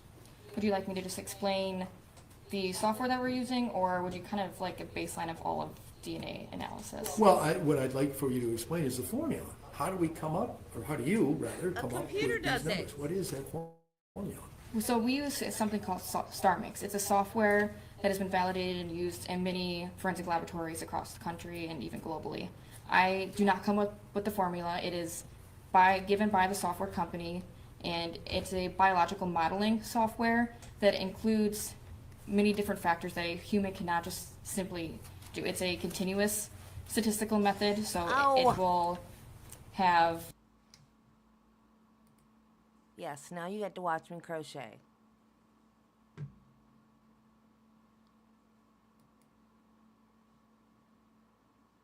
Conclusion about moderate support that he is not a contributor, correct? So all the numerical values that are generated, the verbal statement, that verbal qualifier is very strong, moderate, that is based on our verbal scale that is in all of our notes and all of our reports when we do comparisons. I don't come up with those numbers. Those numbers have been previously determined for our laboratory. Meaning the numbers are from 0 all the way to 1 million plus? That is correct. Okay. But the idea that somebody is not a contributor, I mean, there's no evidence on that T-shirt that Mr. Zuazo is a contributor, correct? So I think I understand. He is not completely excluded from this mixture. There's still maybe some types within that DNA that could be reason for support that he could be in there, but overall, in the entire profile as a whole, it is more likely that he is not a contributor based on the DNA results. Okay. And so while this isn't an exclusion, you've got nothing other than what you said could possibly be. You've got no evidence to say that he is a contributor, correct? The statistic did not indicate that he was a contributor. Okay. And let's talk just a bit about that statistical formula. Can you explain to the jury where these numbers come from and exactly how it is that you do the analysis that gives you that bottom line of either moderate support or excluded or whatever the final determination is? Would you like me to just explain the software that we're using, or would you kind of like a baseline of all of DNA analysis? Well, what I'd like for you to explain is the formula. How do we come up, or how do you, rather, come up with these numbers? What is that formula? So we use something called StarMix. It's a software that has been validated and used in many forensic laboratories across the country and even globally. I do not come up with the formula. It is given by the software company, and it's a biological modeling software that includes many different factors that a human cannot just simply do. It's a continuous statistical method, so it will have different peaks, how likely different contributors are. So when I'm looking at a DNA profile for interpretation, there are many things that I'm determining. The only thing I do is determine how many people could be within the mixture. That is the only thing I put into the profile, or for the StarMix to do. StarMix then has its own algorithm that will produce the statistics, how likely someone could be a contributor. Also going in, it will parse out what types of DNA per person might be part of that contributor itself. I hope that makes sense without a lot of context going into it. So it isn't that you sit down with a calculator or a slide rule or a piece of paper and a very sharp pencil to make a calculation, to make a determination of its 1 in 572 octillion chances that it's anybody other than whoever you identify. It's you get this information, you do the testing, the DNA profile is then put into this StarMix program. That would and be it correct. spits out a number. Yeah, the software has been validated by our agency, and the DNA profile is input. I add in how many contributors I think it is, and the software does the rest of the work for me. Okay, and just going over that last part, where the contribution that you make is you say how many contributors you suspect might be in this sample that is being analyzed, is that right? That is correct. And so that's a hypothesis that, in this case in particular, there's a number of these samples that were submitted that have all 4 names in there, Mr. Zuazo, Mr. Hernandez, Mr. Murray, Mrs. Murray, correct? Correct. But you don't know when you start out for sure who it is, correct? Correct. Your DNA analysis really is to get the sample off whatever item is brought to you for analysis, and then take that sample and put it through this StarMix program in order to come up with these numbers. Is that right? Yeah, I decide how many people could be part of a sample through interpretation. Very, very briefly, you inherit DNA from your mother and your father, so you get one DNA type from your mom, one DNA type from your dad. And when I'm looking at the DNA profile, it looks like peaks. So when I'm looking at an area, we look at 24 different areas, that if there are more than 2 types, there's indication that that's more than 2 people then. And for the most part, your mom and your dad will give you 2 different types, but sometimes they might give you the same DNA type. So when looking at the profiles, if there's 3 or 4 people, I was seeing several different types and several different contributions and percentages. There's a lot of looking at the types and what could be likely for different people contributing different amounts. I have an idea going into the software what might be generated, but the software ultimately incorporates more aspects of biological modeling than I can do as a single person. Thank you. Now, going, I think it's to number 5, your report 005, dealing with the black or the brown boots. Yes. And in that analysis, as I understood, what you concluded was that Mr. Zuazo was not a contributor to the brown boots. Is that right? That was from the exterior stain I collected from the left boot. And isn't it true that there was a collection made from the interior of the boot as well?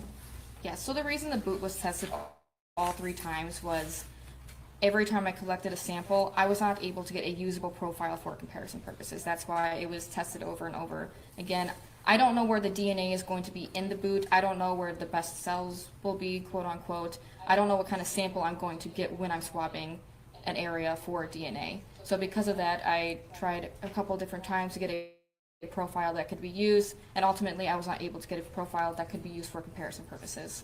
And you're talking about the interior of the boots? That is correct. Interior. For the exterior on both boots, I believe I had comparisons that were completed. Okay, and in those interiors, there was nothing, so there's nothing to say that those boots had Mr. Zuazo's feet inside of them, correct? I believe, without going back and looking at my notes, that a couple of those interpretations I had more than 5 people. So another part of our interpretation is we only do statistics with 1 to 4 people. If it looks like it could be more, we don't do any comparisons on that because we don't want to be essentially guessing on how many people may be contributing to the sample. So we do have a cutoff of how many people we will utilize for a comparison in terms of the evidence sample. So when looking at these samples, there might have been a lot of types there, so I wasn't able to determine how many people may be there, or a scenario where there was 5 or more people and we do not do anything with those samples. And these were timberline boots, correct? Yes. They were not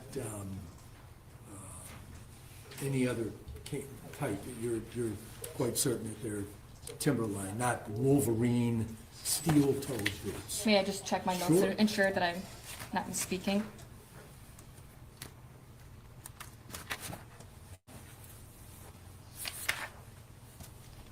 Yes, 1 sealed brown paper bag containing 1 pair of tan Timberland boots. Thank you.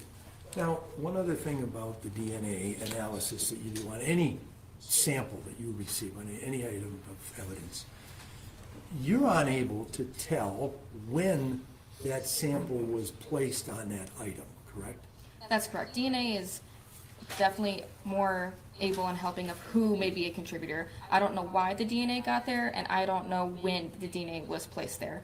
It's a great tool for assessing who would be a contributor to that DNA profile that I'm looking at, though. If you had that information about the when. For the interpretation, it does not matter for us of when it happened. We're just Okay. looking to see who could be a contributor to the DNA results obtained. Hey, Aurora. Thank you. I appreciate your answers and your testimony, and I have no further questions. Cross Hernandez.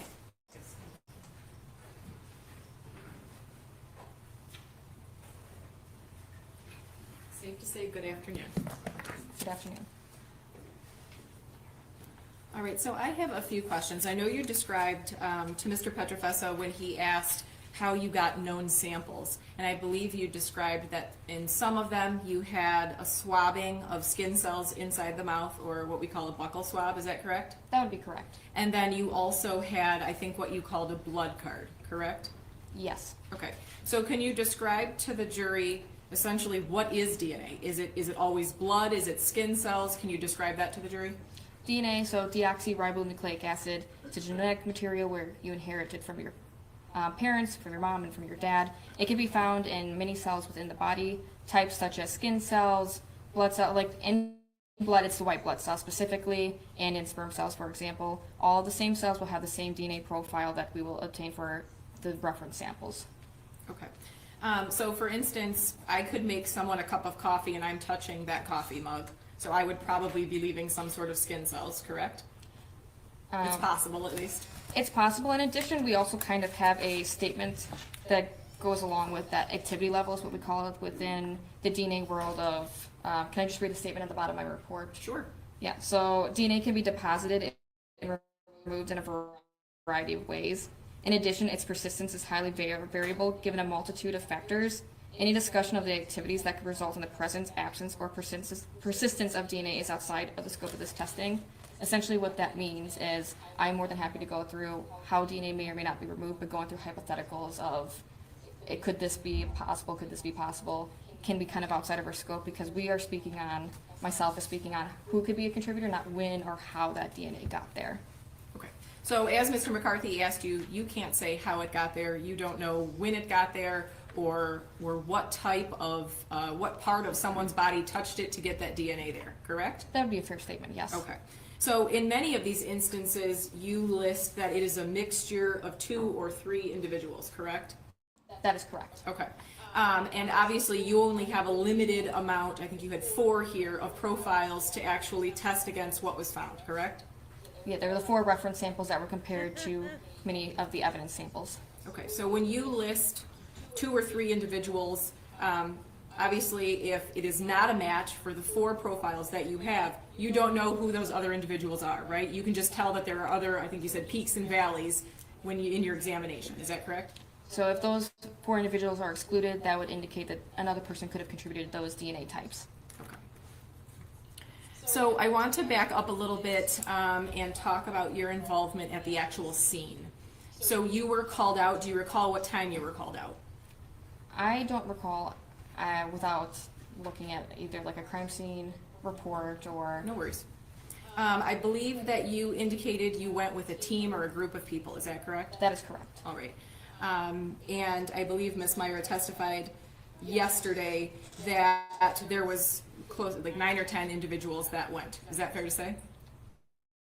The exact amount would be listed on the I report like too, it. how many individuals. Sorry, I can't tell you without looking at the I would report. rather you be certain, so no worries at all. And on that day, what was your specific role? Evidence collection. Okay. And obviously, we saw when you were asked to open an evidence bag today, you paused and definitely did not want to do that without gloves and a mask, correct? That is the DNA mindset, so yes, that's Okay. correct. So when you are actually at the scene and collecting evidence, are you wearing gloves and a mask? Yes, I do when I Okay. collect items. And why is that important? I would ensure that there isn't any contamination or try to prevent any contamination. I do want to point out though, through our DNA processing, there is many steps and many blanks and positive controls throughout each step of our DNA testing that also will be looking for any possible contamination. There was no indication that any of the samples had contamination for this request. Okay. And when you were collecting the evidence, did you put it into different bags? Yes, Why is that important? and to ensure that items aren't rubbing against one another. Okay. And what happens when items rub against each other? That would be along the lines of the possibility of DNA being transferred from one item to another. That is a way that DNA can be deposited and removed. And can you describe what biological evidence is? Biological evidence would be a biological fluid, so blood, semen, some type of fluid that comes from the body. And when you're collecting something with biological evidence on it or suspected biological evidence, do you put that in paper bags or plastic bags? All biological evidence, especially if I'm collecting it, will be going into paper bags. This way it prevents degradation of the DNA profiles of the possible evidence. Can you just define degradation? Yeah, so degradation would be that a profile that normally would be perfect to look at, there might be some missing peaks and some missing areas within that DNA profile if the profile becomes degraded. We may not get a full profile that could be utilized for comparison purposes. And when you have those biological items that you're collecting that you believe biological evidence is on, do you try to air dry them or what do you do? Depends on the scenario. If they're highly saturated in blood, we may try to, we as in the unit, will try to dry it. If not, because it is in paper, it will still be airing out and not creating moisture in a plastic bag that would be likely to cause that degradation. So obviously putting an item that is wet with biological evidence on it in the same package as something that is dry, there could be a transfer of biological evidence, correct? That would be a possible way for DNA to be deposited or removed, yes. On the day that you were there collecting the evidence, who made the call of what evidence was collected? That's a good question. I believe there have been conversations between the detectives and upper command and Val Malgra, who is the lead investigator on that scene. Okay. Do you remember seeing a weight around Mr. Murray's, where Mr. Murray was found? I do believe, yes, there was a weight, believe under the body-ish. Okay. Did you collect that weight? I did not collect that weight. Under the body. There was testimony yesterday from a responding deputy that found a swab of blood, and that is on the handrail and the wall at the very top leading down to the basement. I don't note that anywhere in your report. I don't see that in any of the photos. Do you know if you located that area, and if you did locate it, did you test it? On the handrail going into the basement? Yes. Can I look at my... Absolutely. It's the crime scene processing reports to see exactly what I collected. Is that okay? If that refreshes your recollection, yes. Okay. Just let me know when you've completed. No rush.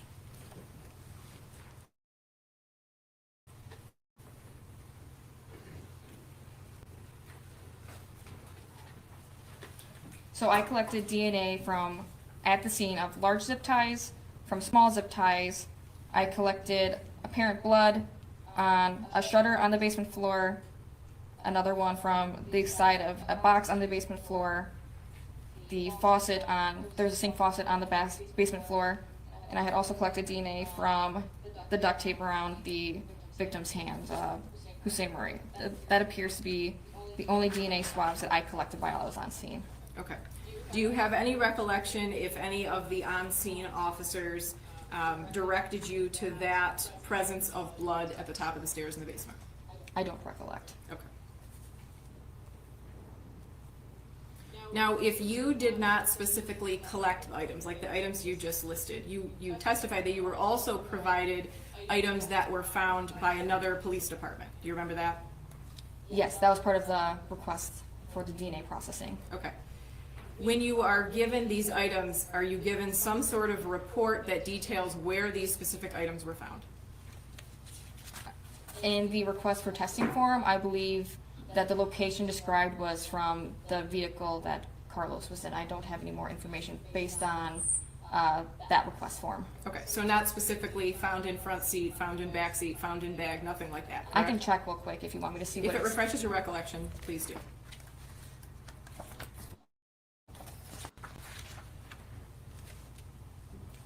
It says located in Carlos' vehicle when arrested in LA, Louisiana, I assume. Okay, so not specific, but a general. Yes. Okay.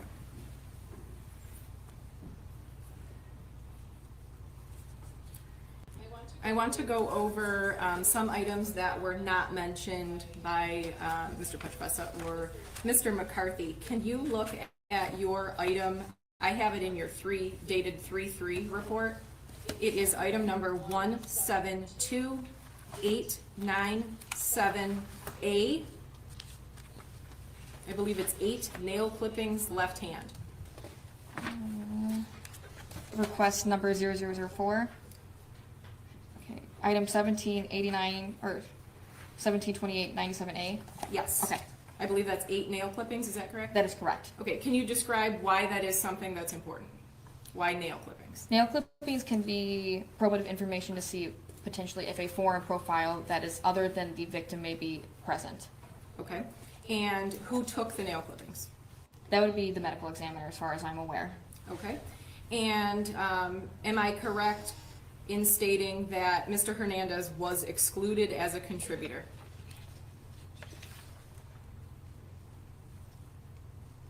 So for the left nails, 1728-97A, the DNA profile is interpreted as a mixture of two individuals with Hussein Murray as an assumed contributor.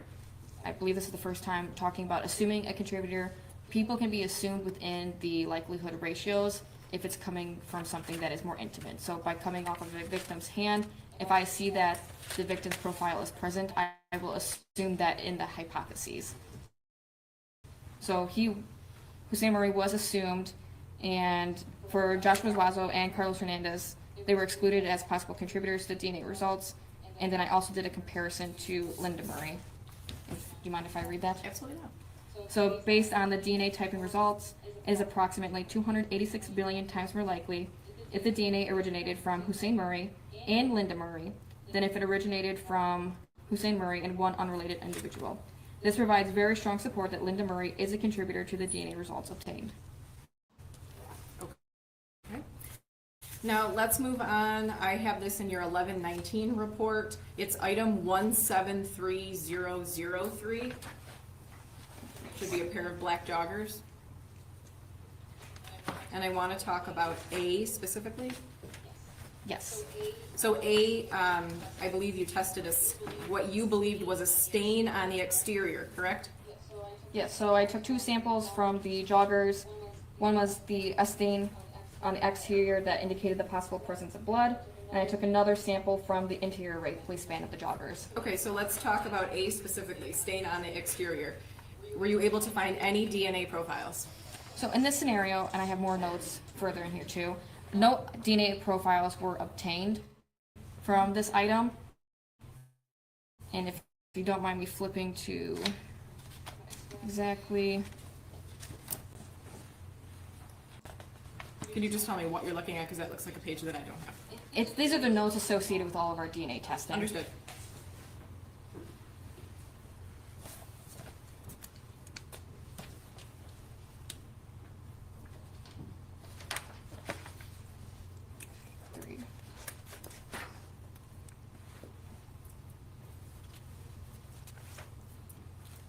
So there was, part of the DNA process is we determine if there's a quantity of DNA present in a sample this sample did have a quantity of DNA, so that's why it was moved forward. But then when I got to the final part of getting the DNA profile, no profile was obtained, and a hypothesis would be that because a cutting was taken, like I actually took a physical small cutting from these black joggers, that the dyes and fabric can sometimes inhibit DNA from DNA, possible black fabric cause inhibition. So this means that maybe the dyes and the fabric interacted with the chemistries that we utilize in the laboratory, and therefore no profile was obtained for this sample. Understood. I have no further questions. Thank you. Very briefly, just to follow up on a couple questions both of the attorneys asked. Is the Oakland County lab accredited? Yes, we are. What does that mean to be accredited? We are accredited through a body called ANAB, which is ANSI National Accreditation Board. The ANSI portion stands for the American National Standards Institute. Okay, and your software is approved to use for your DNA analysis? This is not something you downloaded off the internet last week, right? So in addition to the ANAB accreditation, the DNA section also has a QAS standard, quality assurance standards, that is mandated by the FBI that we have to follow in order to utilize CODIS. So therefore, all of our DNA processing is done by FBI standards. Everything we do is validated. Nothing is just used as soon as we get it. Okay, and I believe you spoke to one of the attorneys about the controls that are in place to try to make sure everything is correctly done. What did you mean by controls? So at each step of the DNA process, extraction to begin with, quantification at the second step, amplifying those areas of DNA that are utilized to look at a DNA profile. At each of these steps, there's a positive and possibly negative control that are associated with. If there's any indication of a quantity of DNA in a blank, I myself will go through and ensure that could there be contamination, where did it come from, and another person will then technically review all the work that I do to ensure that they also agree with the findings that I have. And you would agree with me that the presence of DNA means that there is some sort of physical connection between both the person and the item at some point in time. Is that correct? The DNA had to have been deposited some way, shape, or form. Okay. The absence of DNA, on the other hand, does not mean there wasn't contact. It just means that there wasn't a presence through DNA left on the item. Yeah, DNA can also be removed based on a variety of ways as well. Okay. Hypothetically, if somebody was to go for a jog in their tennis shoes and they sweated for an hour and they were doing that barefoot, there may be DNA inside that tennis shoe. Is that correct? Based on DNA principles of coming in contact with something else and leaving a fluid, you may be leaving DNA behind. Okay. Now, if I had a layer of socks, would then that potentially lower the ability to have DNA there that would have been there had there been no socks? It kind of goes into that activity level of how likely DNA is or is not deposited. I don't know exactly how much that might be impacted, but that would be a hypothetical, yes. Okay. If I was to wear gloves, that would also potentially impact the leaving of DNA. Is that correct? Depending on what could be on the exterior of the gloves, that would be something to consider. Okay. If I wear 10 pairs of gloves, that would make it even less likely to leave DNA. It would still depend on that very most exterior pair of gloves, what was on the exterior of that to be leaving DNA behind. Okay, and you talked about samples that are left too long in certain environments can degrade. Do you remember talking about that? Yes. Samples that were there can also be destroyed. Is that correct? Depending on if the DNA was removed, that would be a consideration of being destroyed. Let's say, does fire destroy DNA? Yes, I can, for sure. I don't have any other questions. All right, you may step down. Thank you.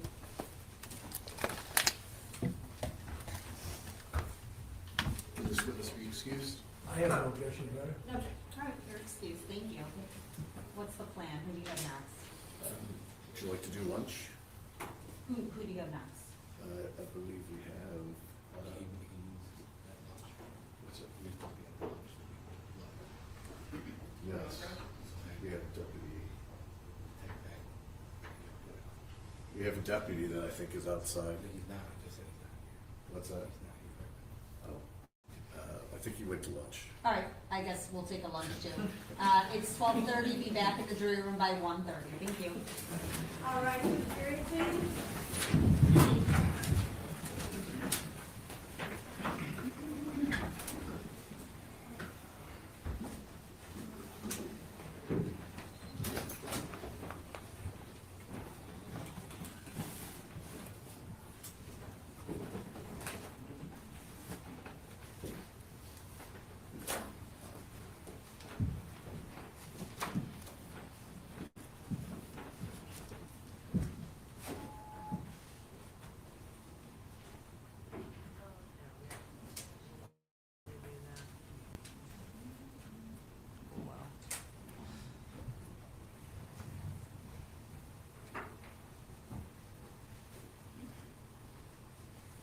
He's starving. Look at him, Nancy. He's wasting away to nothing. Give that boy a sandwich.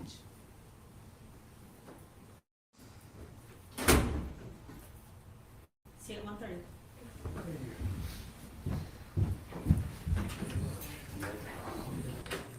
Okay, guys, I will see y'all. Wrong mouse.